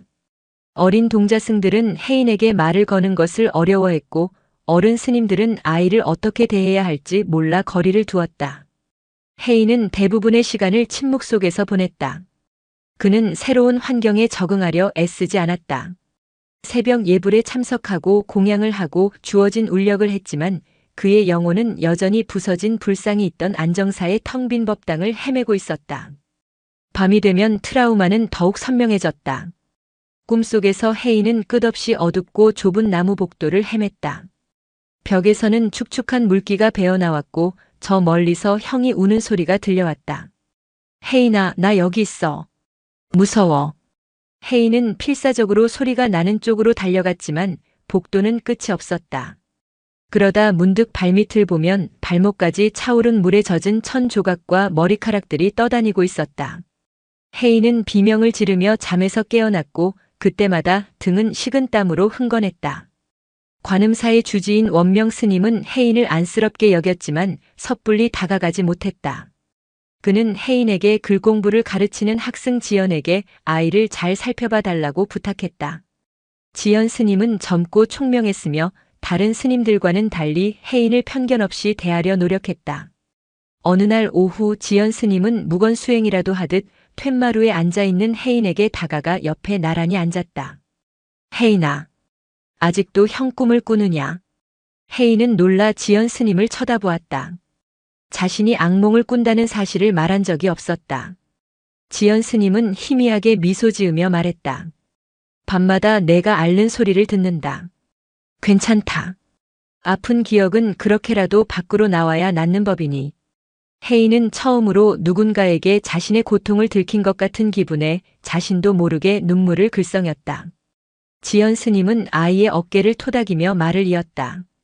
사람들은 기억을 지우고 싶어 하지. 하지만 기억은 지울 수 있는 게 아니란다. 특히나 아픈 기억은 더욱 그렇지. 중요한 건 그 기억과 어떻게 함께 살아갈 것인가 하는 점이다. 기억을 원망하고 미워하면 너는 평생 그 기억의 감옥에 갇혀 살게 될 게다. 그럼 어떻게 해야 해요? 혜인이 떨리는 목소리로 물었다. 기억의 조각들을 다시 맞춰보는 거다. 내가 가진 형의 기억이 어둡고 차가운 불상 속의 마지막 모습만은 아닐 게 아니냐. 그 이전의 기억들. 함께 웃고 함께 뛰놀던 기억의 파편들을 하나씩 찾아내어 흩어진 그림을 다시 맞추는 게지. 그러다 보면 마지막에 아픈 조각도 거대한 그림의 일부가 되어 너를 더 이상 괴롭히지 않게 될 것이다. 그날 이후 혜인은 의식적으로 형과의 기억을 떠올리기 시작했다. 지연 스님의 말처럼 마지막에 끔찍한 기억에 덮여있던 소소하고 따뜻한 기억의 파편들이 하나둘씩 수면 위로 떠올랐다. 5살의 어느 여름날 둘이서 몰래 공양간의 꿀을 훔쳐 먹다 노관 스님 아직 평신도 목수였던 시절이에게 들켜 혼쭐이 났던 일. 벌로 텃밭에 잡초를 뽑다가 지렁이가 나오자 무섭다고 울던 형의 얼굴. 가을이면 뒷산에 올라가 누가 더 예쁜 단풍잎을 줍나 내기를 하던 것. 겨울밤 이불 하나를 같이 덮고 누워 창호지 너머로 비치는 달 그림자를 보며 도깨비 이야기라고 속삭이던 형의 목소리. 기억은 기억을 낳았다. 해솔은 더 이상 어둡고 차가운 시신이 아니었다. 겁이 많았지만 웃음도 많았고 동생인 자신을 누구보다 아끼던 살아 숨쉬는 형으로 되살아나고 있었다. 혜인은 붓을 들고 기억 속 형의 모습을 서툴게 그리기 시작했다. 그림 속의 해솔은 언제나 환하게 웃고 있었다. 한편 세상과 격리된 구치소의 작은 방 안에서 범진과 노관은 각자의 기억과 싸우고 있었다. 그들의 시간은 7년 전 그날에 멈춰 있었다. 범진은 매일 밤 불상 속에서 들려오던 희미한 소리에 환청에 시달렸다. 사각사각 나무 긁는 소리, 살려달라는 작은 속삭임. 그는 자신의 야망과 비겁함이 한 아이를 어떻게 죽음으로 몰아갔는지를 수만 번 복기했다. 그는 변호사의 모든 조력을 거부했다. 어떤 정상 참작도 가명도 원치 않았다. 오로지 자신의 죄를 온전히 받아들이고 죗값을 치르는 것만이 해솔과 혜인에게 용서를 비는 유일한 길이라고 생각했다. 노관의 고통은 다른 종류의 것이었다. 그는 행동하지 않은 죄, 침묵의 무게에 짓눌렸다. 그는 범진을 원망하지 않았다. 오히려 진실을 알면서도 모른 척 눈 감아버린 자신을 더 경멸했다. 그는 면회온 아들에게 이렇게 말했다. 나는 평생 나무를 만지며 살아왔다. 나무의 숨결, 나무의 비명소리를 누구보다 잘 아는 놈이었지. 그런데 나는 그 불상 안에서 들려오던 어린 나무의 울음소리를 외면했다. 나는 목수가 아니라 살인 방조자다. 어느 날 박진우 형사가 관음사를 찾아왔다. 그는 재판을 앞두고 참고인 조사를 위해 혜인을 만나러 온 것이었다. 조사를 마친 뒤 그는 혜인에게 작은 나무 상자를 건넸다. 이건 안정사 내 방에서 발견된 물건이다. 증거물은 아니니 내가 가져도 될 것 같아서. 혜인이 상자를 열어보았다. 그 안에는 달고 다른 딱지 몇 개와 예쁜 돌멩이들, 그리고 반으로 쪼개진 도토리 한쪽이 들어있었다. 그것을 보는 순간 혜인의 머릿속에 번개처럼 한 장면이 스쳐 지나갔다. 산에서 주운 가장 큰 도토리를 형과 나눠 갖기 위해 돌로 내려쳐 쪼갰던 날. 이건 내 거, 이건 형아 거. 우리 똑같이 나눠 갖는 거야. 나중에 만나면 꼭 다시 합쳐보는 거다. 라고 약속했던 까맣게 잊고 있던 기억이었다. 혜인은 반쪽짜리 도토리를 손에 쥐었다. 딱딱하고 차가운 감촉. 하지만 그것은 혜인의 손안에서 7년의 세월을 뛰어넘어 형의 온기를 전해주고 있었다. 기억의 마지막 퍼즐 조각이 맞춰지는 순간이었다. 몇 달 후 안정사 아동 사체 유기 사건의 첫 재판이 열리는 날이 왔다. 사건은 이미 언론을 통해 세상에 알려질 대로 알려져 있었다.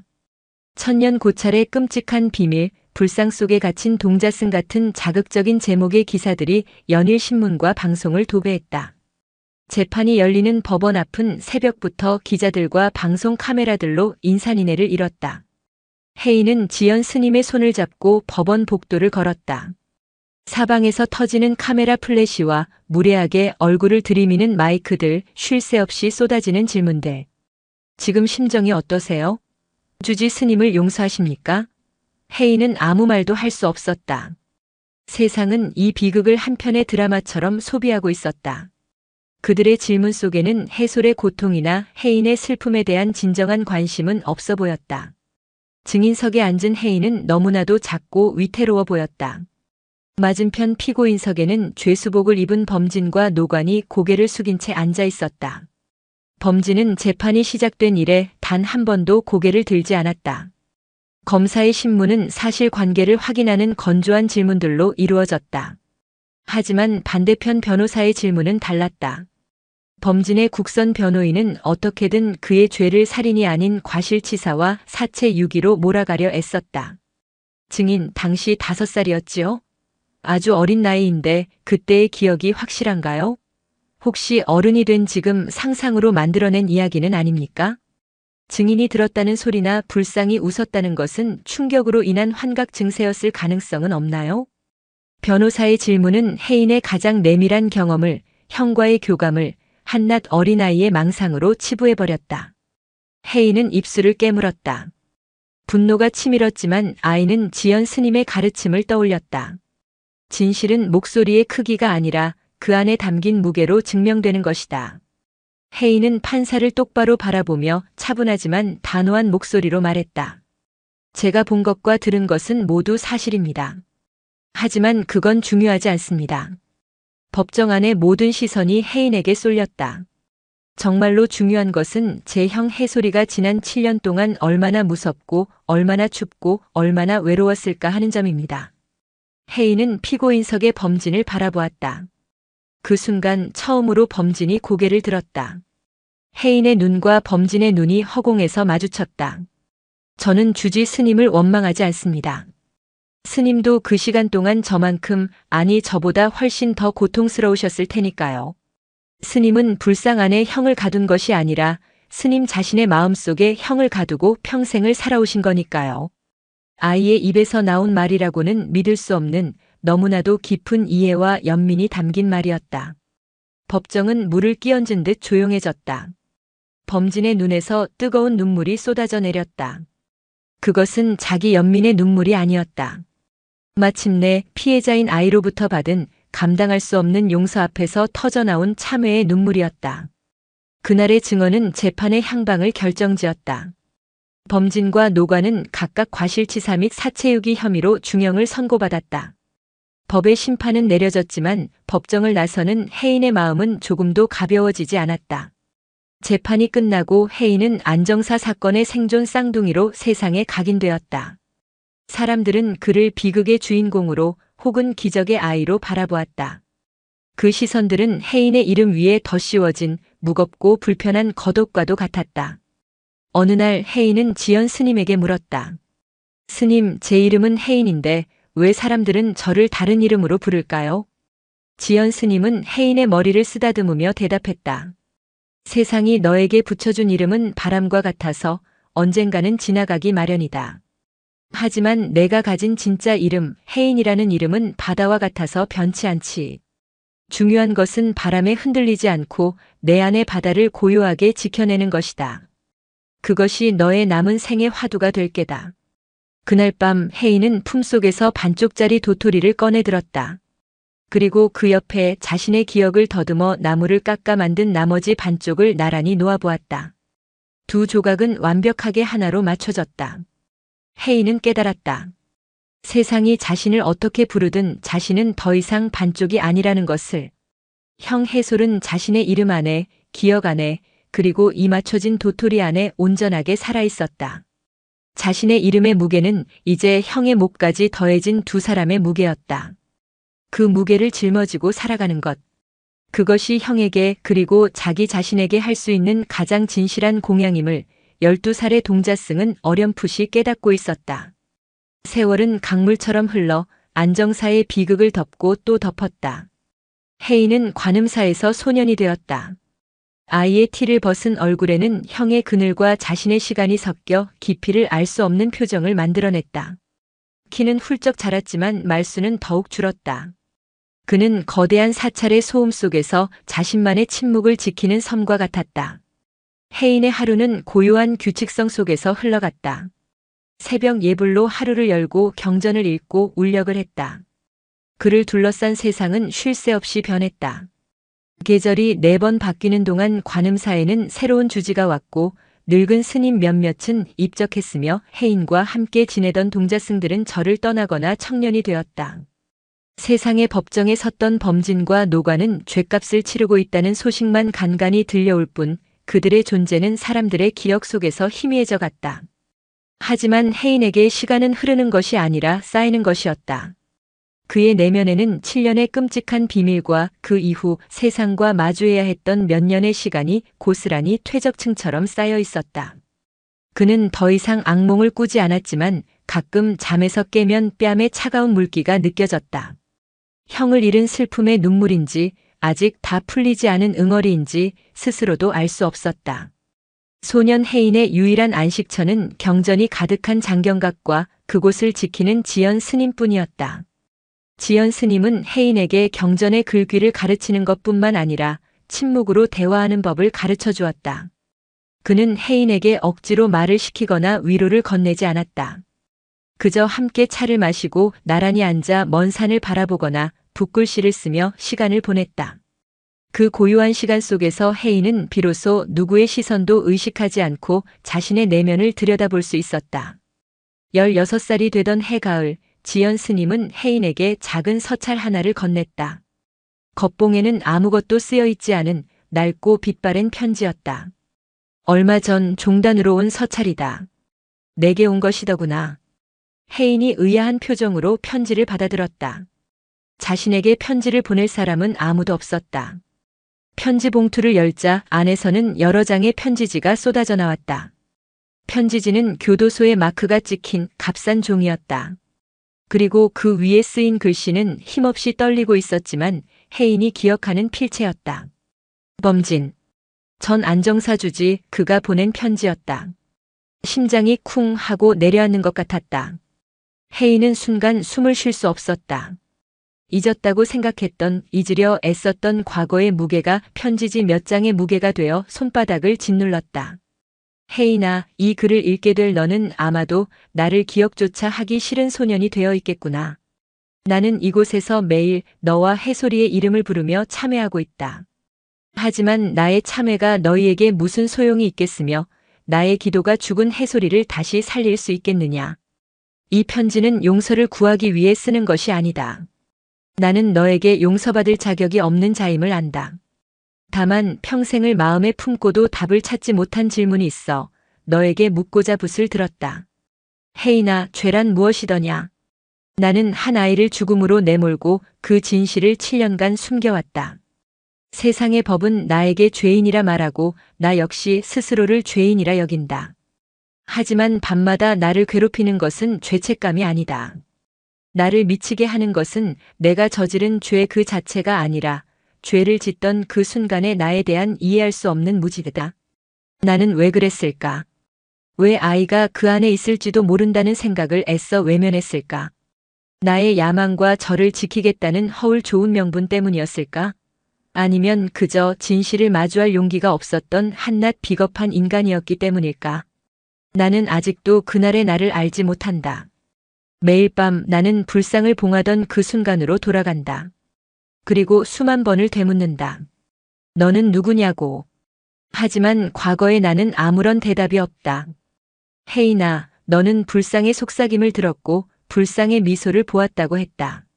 어른들은 그것을 아이의 환상이라 말했지만 나는 안다.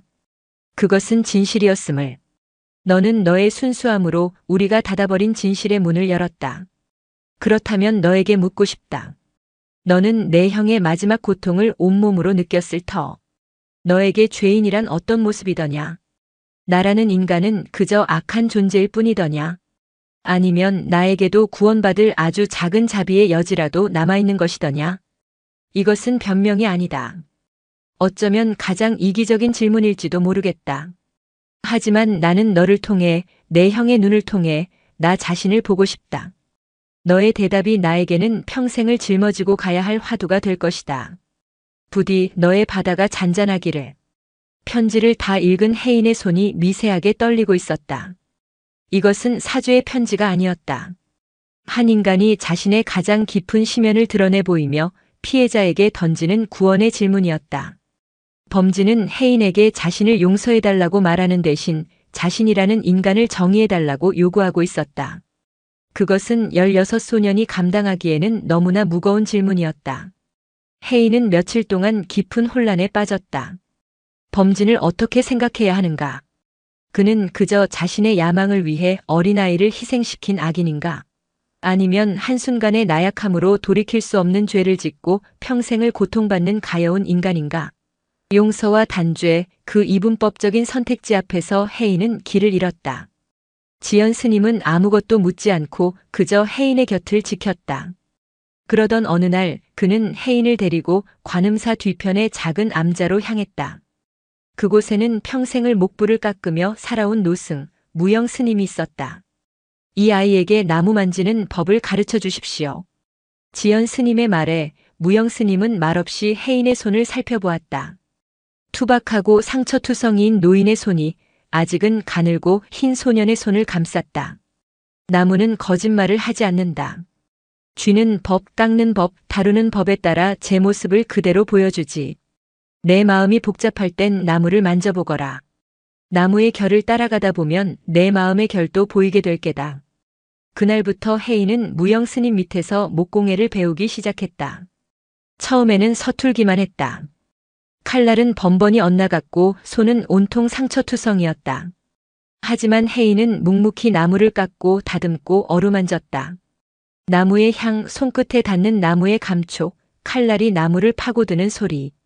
그 모든 것이 혜인의 복잡한 마음을 조금씩 가라앉혔다. 혜인은 범진의 편지에 답장하지 않았다. 아직은 어떤 말도 할 수 없었다. 대답은 말이나 글이 아닌 다른 곳에 있을지도 모른다고 소녀는 막연하게 느끼고 있었다. 그는 그저 나무를 깎았다. 그것은 마치 범진이 던진 무거운 질문에 대한 소리 없는 대답을 찾아가는 과정과도 같았다. 시간은 나무의 나이테처럼 혜인의 내면에 조용히 새겨졌다. 청년이 된 혜인은 더 이상 안정사에서 온 아이가 아니었다. 그는 이제 관음사의 젊은 학생이자 늙은 장인 무영 스님의 유일한 제자였다. 그의 손은 경전을 넘기는 부드러움과 끌과 망치를 쥐는 단단함을 동시에 지니게 되었다. 혜인은 나무를 깎을 때 가장 편안했다. 사각 나무가 깎여나가는 소리는 그에게 가장 익숙한 독경 소리였다. 그는 나무의 결을 읽고 나무의 숨소리를 들을 수 있게 되었다. 어떤 나무는 단단하고 고닫고 어떤 나무는 부드럽게 휘어졌다. 옹이가 박혀 뒤틀린 나무에서는 왠지 모르게 평생을 죄책감 속에 살아온 노관 스님의 구분 등이 떠올랐다. 그의 작품은 스승인 무영 스님조차 감탄할 정도였다. 혜인이 깎은 작은 새는 금방이라도 날아갈 듯 생동감이 넘쳤고 그가 만든 연꽃은 은은한 향기를 품은 듯 청초했다. 하지만 혜인은 결코 사람의 얼굴을 조각하지 않았다. 특히 불상이나 동자상 같은 것은 의식적으로 피했다. 그의 무의식 깊은 곳에 나무 속에 갇혔던 형의 얼굴이 상처처럼 남아있었기 때문이었다.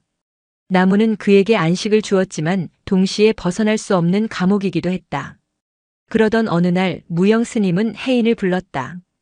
그는 자신의 거처 뒤편에 수십 년간 보관해온 거대한 나무 토막을 가리켰다. 그것은 오래전 벼락을 맞아 반쯤 불타버린 거대한 느티나무의 일부였다. 이 나무로 내 마음속의 부처를 깎아보거라. 혜인은 스승의 말에 온몸이 굳어졌다. 부처를 깎으라니. 그것은 그가 평생 피해왔던 일이었다. 스님, 저는 아직 부처를 깎을 자격이 없습니다. 자격이 있고 없는 것이 어디 있겠느냐. 내가 피하고자 하는 것 속에 내가 찾아야 할 답이 있는 법이다. 무영 스님은 더 이상 말하지 않았다. 혜인은 거대한 나무 앞에 홀로 남겨졌다. 검게 그을린 나무 껍질, 거칠게 갈라진 틈새. 나무는 마치 거대한 상처 덩어리처럼 보였다. 혜인은 며칠 동안 나무 주변을 맴돌기만 할 뿐 차마 끈을 대지 못했다. 나무를 마주하는 것은 자신의 가장 깊은 상처를 정면으로 마주하는 일이었다. 그날 밤 혜인은 꿈을 꾸었다. 꿈속에서 그는 다시 안정사의 법당에 있었다. 부서진 불상 앞에 어린 시절의 자신이 울고 있었다. 그런데 누군가 다가와 우는 아이의 어깨를 감싸주었다.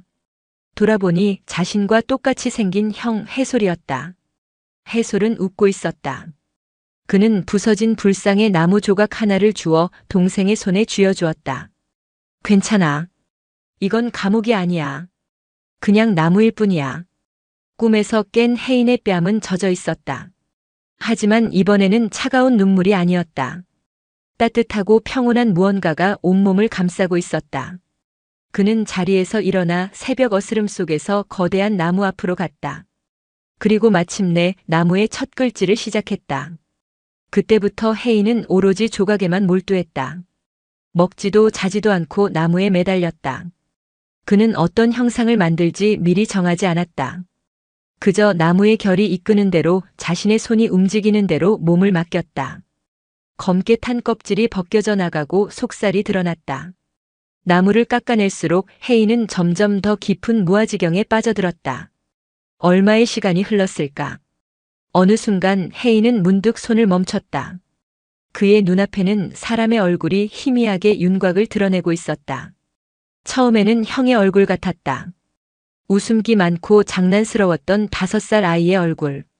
하지만 계속해서 깎아나가자 그것은 어느새 자신의 얼굴이 되어 있었다. 세상의 모든 슬픔을 아는 듯한 침묵에 익숙한 소년의 얼굴. 혜인은 혼란스러웠다. 이것은 누구의 얼굴인가? 형인가 나인가. 그는 멈추지 않고 계속해서 나무를 깎았다. 그러자 두 개의 얼굴은 서서히 하나로 섞여들기 시작했다. 형의 천진한 미소와 자신의 깊은 눈빛이 하나의 얼굴에 공존했다. 그것은 더 이상 해솔의 얼굴도 혜인의 얼굴도 아니었다. 슬픔과 기쁨, 죽음과 삶, 어둠과 빛이 하나로 어우러진 그저 한 사람의 얼굴이었다. 마지막 끌지를 끝내고 혜인은 온몸에 힘이 빠져나가는 것을 느끼며 뒤로 물러섰다. 그리고 자신이 만들어낸 것을 바라보았다. 그것은 부처의 얼굴이었다. 하지만 혜인이 알던 어떤 불상과도 달랐다. 근엄하지도 자비롭지도 않았다. 그저 모든 것을 겪어내고 모든 것을 이해하고 모든 것을 품어 안은 듯한 고요한 표정. 그 얼굴의 입가에는 희미한 미소가 걸려 있었다. 혜인이 어릴 적 불상에게서 보았다고 믿었던 바로 그 미소였다. 혜인은 깨달았다.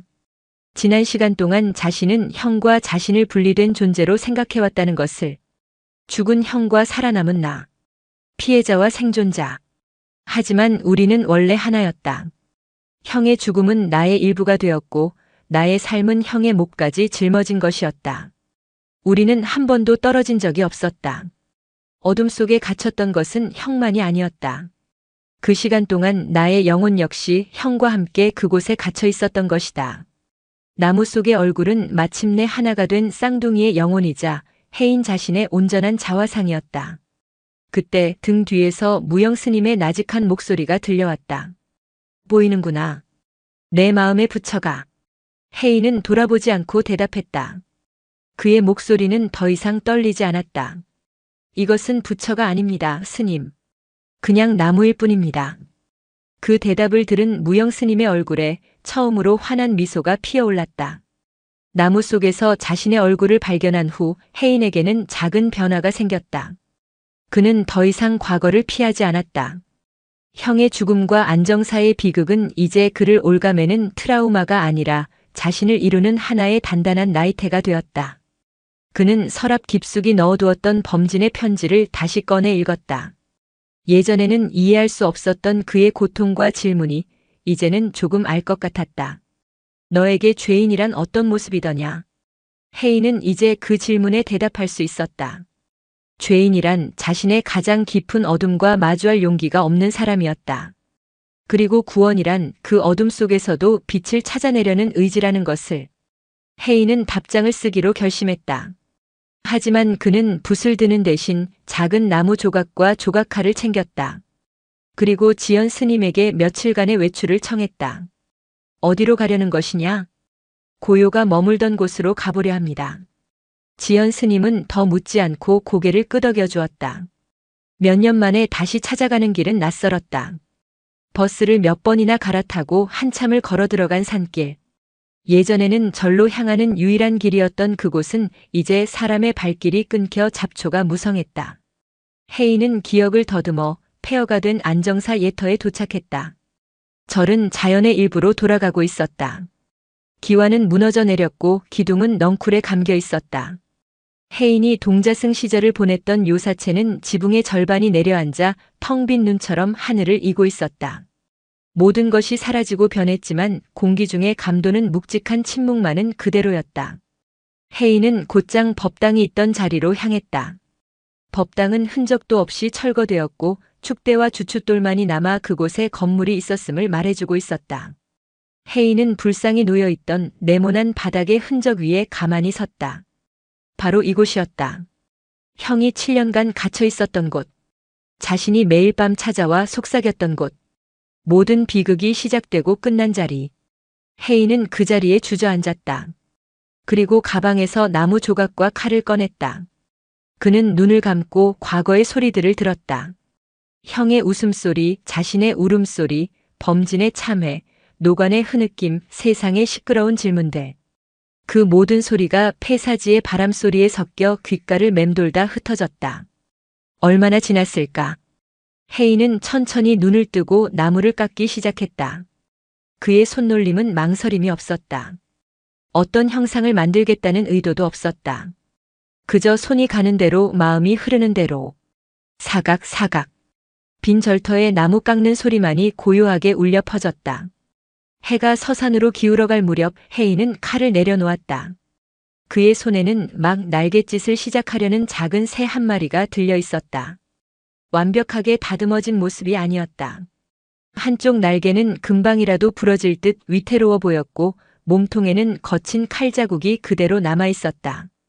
하지만 그 투박함 속에 어둠 속에서 빛을 향해 날아오르려는 필사적인 의지가 담겨 있었다. 혜인은 자신이 만든 작은 새를 불상이 있던 자리의 중앙 주춧돌 위에 가만히 올려놓았다.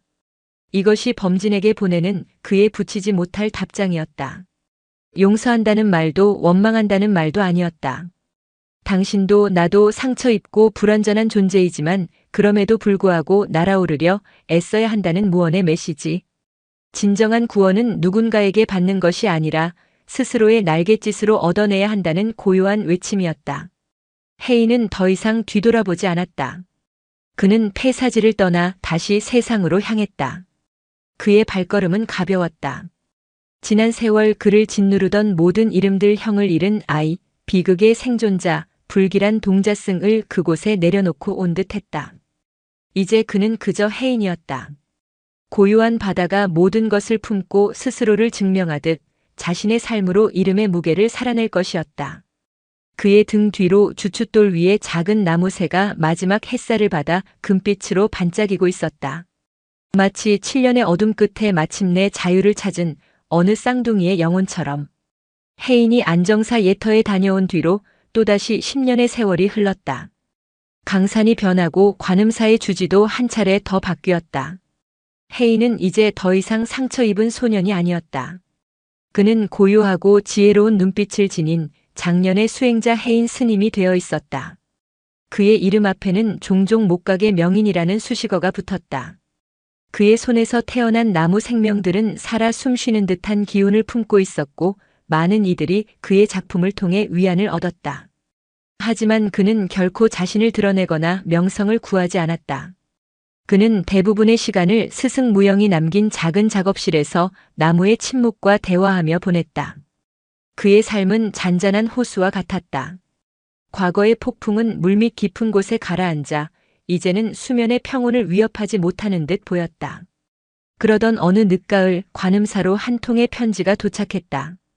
발신지는 혜인에게 익숙하면서도 낯선 교도소의 주소였다.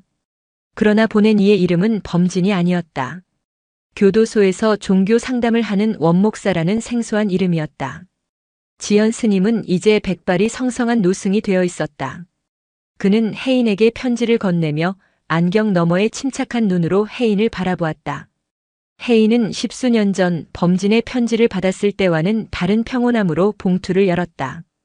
혜인 스님께, 저는 교정시설에서 재소자들의 영적 상담을 맡고 있는 원목사라고 합니다. 스님께 이 편지를 쓰는 이유는 얼마 전 이곳에서 생을 마감한 무기수 한 분의 마지막 부탁 때문입니다. 범진 스님이셨던 그분은 오랜 수감 생활 동안 병을 얻어 조용히 눈을 감았습니다. 그는 제게 단 한 번도 자신의 죄를 변명하거나 삶을 원망하는 모습을 보이지 않았습니다. 그저 매일 두 아이의 이름을 부르며 조용히 기도할 뿐이었습니다. 사실 이 편지를 쓰게 된 것은 몇 해 전의 일 때문입니다. 이곳 교도관 중 한 분이 고향에 다녀오다 우연히 폐사지가 된 안정사터를 들렀다고 합니다. 그는 그곳에서 무너진 법당 터 주춧돌 위에 놓인 작은 나무 세 조각을 보았다고 했습니다. 한쪽 날개가 위태롭고 거친 칼자국이 남은, 하지만 금방이라도 하늘로 날아오를 듯한 기운을 가진 새였다고 합니다. 저는 그 이야기를 무심코 범진에게 전했습니다. 그 순간 수십 년간 돌처럼 굳어있던 그의 얼굴이 무너져 내리는 것을 보았습니다. 그는 아이처럼 오열했습니다. 그리고 한참 만에 제게 말했습니다. 그 아이가 답을 보내주었군요. 용서가 아닌 이해를 보내주었군요. 그날 이후 그는 눈에 띄게 평온을 되찾았습니다. 마치 평생을 짊어지고 있던 무거운 짐을 마침내 내려놓은 사람처럼 보였습니다. 그는 죽음을 앞두고 제게 두 가지를 남겼습니다. 하나는 자신의 모든 장기를 필요한 이에게 기증해달라는 것이었고, 다른 하나는 바로 이 작은 봉투입니다. 그는 말했습니다. 혜인이가 이 세상의 모든 무게를 감당할 수 있을 만큼 단단한 어른이 되었을 때 그때가 되면 이 편지를 전해주십시오. 이것은 저의 마지막 참회이자 그 아이가 알아야만 하는 진실의 마지막 조각입니다. 범진은 평화롭게 떠났습니다. 그의 마지막이 스님께 작은 위안이라도 되기를 바랍니다. 편지지를 내려놓은 혜인의 손끝이 차갑게 식어 있었다. 편지 봉투 안에는 원목사의 편지 외에 세월의 흔적으로 누렇게 변색된 또 다른 봉투가 들어 있었다. 굳게 밀봉된 봉투. 그것은 범진의 마지막 유언이었다. 진실의 마지막 조각. 혜인은 지난 10년간 자신이 모든 진실을 알고 있다고 믿었다. 형의 죽음, 범진의 죄, 자신의 상처. 그 모든 것을 끌어안고 마침내 평화를 얻었다고 생각했다. 그런데 아직도 자신이 모르는 조각이 남아있단 말인가. 그날 밤 혜인은 잠들지 못했다. 그는 자신의 작업실로 들어가 몇 해 전 완성했던 불상 앞에 앉았다. 자신과 형의 얼굴이 하나로 녹아든 슬픔과 기쁨이 공존하는 그 고요한 얼굴. 혜인은 그 불상의 눈을 바라보며 오랫동안 잊고 있던 질문을 스스로에게 던졌다. 나는 정말로 모든 것을 기억하는가? 5살의 기억은 안개와 같다. 분명한 몇몇 장면을 제외하면 대부분은 감정과 뒤섞인 희미한 인상의 나열일 뿐이다. 혜인은 필사적으로 그날 비오던 안정사의 마지막을 떠올렸다. 술래잡기, 형의 웃음소리, 어둡고 좁은 공간으로 숨어들던 형의 뒷모습, 그리고 그 다음은 무엇이었지? 기억은 항상 그 지점에서 멈췄다. 형이 사라진 뒤 자신은 불단 아래에서 깊은 잠에 빠져들었다. 그리고 깨어났을 때 세상은 울음바다가 되어 있었다. 그 사이 잠이 들기 직전의 아주 짧은 순간에 무언가 결정적인 공백이 있는 것만 같았다. 혜인은 떨리는 손으로 범진의 마지막 편지를 들었다. 이 봉투를 여는 순간 지난 수십 년간 쌓아올린 자신의 평화가 위태로운 나무 새처럼 부서져 내릴지도 모른다는 두려움이 엄습했다. 하지만 그는 알아야만 했다. 형의 죽음을 둘러싼 마지막 진실이 무엇이든 그것을 마주하는 것이야말로 형에게 그리고 자신에게 할 수 있는 최후의 예의였다. 혜인은 깊은 숨을 들이쉬고 마침내 범진의 마지막 편지를 개봉했다. 편지지는 얇고 바스러질 듯 했다. 그 위에 눌러쓴 범진의 글씨는 이전 편지보다 훨씬 더 초췌했지만 한 글자 한 글자에 그의 영혼 전체의 무게가 실려 있는 듯 했다. 나의 마지막 동자승 혜인에게. 내가 이 글을 읽을 때 나는 이미 이 세상에 없을 것이다. 그리고 너는 아마도 한때 너를 고통스럽게 했던 한 늙은 죄인을 마음속으로 용서하고 평온한 수행자의 길을 걷고 있을지도 모르겠구나. 내가 안정사 터에 두고 간 나무새 이야기를 전해 들었을 때 나는 너의 그 평온을 보았다. 그래서 나는 이 편지를 땅속 깊이 묻어버릴까 수없이 고민했다. 너의 평화를 깨트릴 권리가 나에게는 없기 때문이다. 하지만 진실은 때로 평화보다 무거운 법. 너는 반쪽짜리 진실 위에서 위태로운 평화를 유지하는 대신 온전한 진실의 무게를 짊어지고 더 단단해져야만 한다. 그것이 내가 너에게 남기는 마지막 속죄다. 혜인아, 지금부터 내가 하는 이야기는 나의 죄를 덜기 위함이 아니다. 오히려 나의 죄를 더욱 무겁게 만드는 또 다른 고백이다. 나는 그저 한 아이를 실수로 죽게 만들고 그 사실을 은폐한 것만이 아니다. 나는 너의 기억을 훔쳤다. 그날 비가 쏟아지던 날 밤. 나는 실종된 해소리를 찾기 위해 혈안이 되어 있었다. 모두가 산과 계곡을 헤맬 때 나 역시 불길한 예감에 사로잡혀 법당 주변을 서성였다. 그리고 발견했다.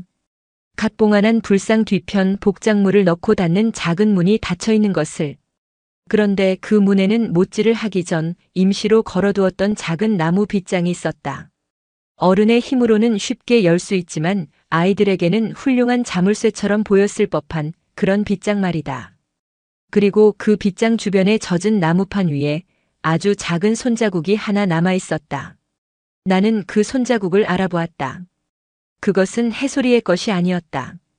바로 내 손자국이었다, 혜인아. 그 순간 나는 모든 것을 깨달았다. 너희는 숨바꼭질을 하고 있었다. 해소리는 불상 안으로 숨었고 술래였던 너는 형을 찾아냈다. 그리고 너는 장난기 많은 5살 아이가 을에 그렇듯 형을 골려주기 위해 바깥에서 빗장을 걸었을 것이다. 형아, 내가 이겼지롱. 하는 그런 순진한 마음으로. 그리고 너는 이내 놀이에 지쳐 형이 그 안에 있다는 사실조차 잊고 불단 아래에서 깊은 잠에 빠져들었던 계단. 나는 빗장을 열고 문을 열었다. 안에는 이미 숨이 멎은 해솔이가 웅크리고 있었다. 공포에 질린 흔적도 없이 그저 잠든 듯 평온한 얼굴로. 아마도 좁은 공간에서 산소가 부족해지면서 고통 없이 스르르 잠이 들었을 것이다. 나는 해솔이를 안고 밖으로 나왔다. 그리고 결정을 내려야만 했다.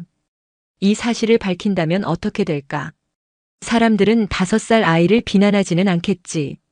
하지만 너는 평생을 내 손으로 쌍둥이 형을 죽게 만들었다는 끔찍한 죄책감의 감옥 속에서 살아가야만 할 터였다. 그 무게는 어린 내가 감당할 수 있는 것이 아니었다. 너의 영혼은 그 자리에서 산산조각이 나고 말았을 것이다. 그래서 나는 선택했다. 너를 지키기 위해, 너의 순수한 영혼을 지키기 위해 모든 진실을 덮기로. 나는 해솔이를 다시 불상 안에 넣고 아무도 열 수 없도록 단단히 못을 박아봉했다. 그리고 그 모든 죄를 실수로 아이를 가두고 비겁하게 은폐한 나의 것으로 만들었다. 나는 사체 유기범이 되었고 너는 형을 잃은 슬픈 피해자가 되었다. 나는 너에게서 형을 빼앗은 대신 너를 살인자라는 이름으로부터 지켜낸 것이다. 혜인아, 이것이 진실의 전부다. 내가 들었던 불상 속의 소리, 내가 보았던 불상의 미소는 어쩌면 갇혀버린 형의 영혼이 너를 원망하는 소리가 아니었을지도 모른다. 그것은 모든 것을 알고 있는 형이 아무것도 모르는 너를 안심시키기 위해 괜찮다. 나는 괜찮아 라고 보내는 마지막 미소였을지도. 이제 너는 모든 것을 알게 되었다. 부디 나를 용서하지 마라. 한 아이의 죽음을 방치하고 또 다른 아이의 기억을 도둑질한 나의 죄는 영원히 씻을 수 없을 것이다. 다만 이 진실의 무게를 짊어지고도 내가 깎은 그 위태로운 새처럼 날아오르기를. 너 자신을 용서하고 5살의 너를 부디 따뜻하게 안아주기를. 너의 영원한 죄인 범진이. 편지가 혜인의 손에서 힘없이 떨어졌다. 세상이 무너져 내렸다. 귀가 멍멍해지고 눈앞이 아득해졌다. 범진의 글자들이 살아있는 독충처럼 혜인의 뇌리로 파고들어 지난 수십 년간 단단하게 쌓아 올렸던 모든 것을 남김없이 파먹기 시작했다. 그의 기억의 가장 깊은 곳, 굳게 닫혀있던 문이 삐걱거리며 열렸다. 보였다. 빗소리, 젖은 나무 냄새, 불상 뒤편 어둠 속으로 사라지는 형의 뒷모습, 그리고 그를 발견하고 장난스럽게 웃는 자신의 얼굴. 끼잉 마이너스 하고 나무 빗장을 꺼는 만족스러운 소리. 안에서 들려오던 형의 작은 웃음소리. 그리고 스르르 몰려오던 잠. 모든 것이 그곳에 있었다. 외면하고 있었을 뿐 잊은 것이 아니었다. 나는 피해자가 아니었다. 나는 생존자가 아니었다. 나는 시작이었다. 혜인은 숨을 헐떡이며 바닥에 주저앉았다. 작업실에 놓인 수많은 나무 조각상들이 수백 개의 눈이 되어 자신을 비난하는 듯 했다. 특히 자신과 형의 얼굴을 한 그 불상. 그 고요한 미소가 이제는 자신을 향한 잔인한 조롱처럼 느껴졌다. 범진은 자신을 지키기 위해 죄인이 되었다. 형은 자신을 용서하기 위해 웃어주었다. 그렇다면 나는 그 모든 희생 위에서 거짓된 평화를 누려온 나는 대체 무엇이었는가? 혜인의 입에서 인간의 언어가 아닌 짐승의 것에 가까운 울음이 터져나왔다. 그것은 지난 수십 년간 억눌러왔던 모든 감정의 지층을 뚫고 터져나오는 영혼의 비명이었다. 작업실의 작은 등잔불이 그의 울음소리에 맞춰 위태롭게 흔들리고 있었다. 혜인은 무너졌다. 며칠 동안 그는 식음을 전폐하고 작업실에 틀어박혔다. 지연 스님이 문 밖에서 아무리 불러도 대답이 없었다. 그는 자신의 모든 것이 거짓이었음을 깨달은 자의 깊은 절망 속으로 가라앉고 있었다. 그의 수행, 그의 깨달음, 그의 예술. 그 모든 것이 진실의 가장 중요한 조각이 빠진 기만적인 모래성이었다. 그를 가장 고통스럽게 한 것은 죄책감이 아니었다. 그것은 수치심이었다. 범진과 형이 짊어졌던 진실의 무게를 자신은 아무것도 모른 채 어린아이의 상처 뒤에 숨어 외면해왔다는 사실. 자신은 평생을 속아온 것이 아니라 스스로를 속여온 것이었다. 나흘째 되던 밤 혜인은 비틀거리며 자리에서 일어났다. 그의 눈은 퀭했고 얼굴은 며칠 사이 10년은 늙어버린 듯 했다. 그는 작업대 위에 놓인 날카롭게 날이 선 조각칼 하나를 집어들었다. 그리고 자신과 형의 얼굴이 섞인 불상 앞으로 다가섰다. 이 기만의 결정체를 부숴버려야 했다. 이 거짓된 평화의 상징을 없애버려야 했다. 혜인은 조각칼을 높이 쳐들었다. 불상에 미소 짓는 입가를 향해 온 힘을 다해 내리찍으려는 순간이었다. 그의 눈에 불상의 얼굴에 난 작은 옹이 자국 하나가 들어왔다. 무영 스님은 늘 말했다. 옹이는 나무의 상처다. 하지만 그 상처가 있기에 나무의 결은 더욱 단단하고 아름다워지는 법이다. 상처. 혜인의 손이 허공에서 멈췄다. 그는 불상의 얼굴을, 자신의 얼굴을, 형의 얼굴을 가만히 들여다보았다. 이 얼굴은 거짓이었는가? 아니었다. 이 얼굴 속에는 형을 잃은 슬픔, 범진에 대한 연민, 세상과 마주해야 했던 고통, 그리고 마침내 얻었던 찰나의 평화까지 자신의 모든 시간이 고스란히 담겨 있었다. 진실의 마지막 조각이 빠져 있었을 뿐 이 얼굴 자체가 거짓은 아니었다. 범진의 마지막 말이 귓가에 맴돌았다. 너 자신을 용서하고 5살의 너를 부디 따뜻하게 안아주기를. 5살의 혜인. 형을 너무나 사랑했고 그저 작은 장난을 쳤을 뿐인 아이. 그 아이는 아무 죄가 없었다. 죄가 있다면 그 아이의 순진한 장난이 끔찍한 비극으로 이어지도록 내버려둔 이 세상의 무심함과 그 진실을 감당하지 못하고 도망치려 했던 어른들의 나약함에 있을 터였다. 혜인의 손에서 조각칼이 툭 하고 떨어졌다.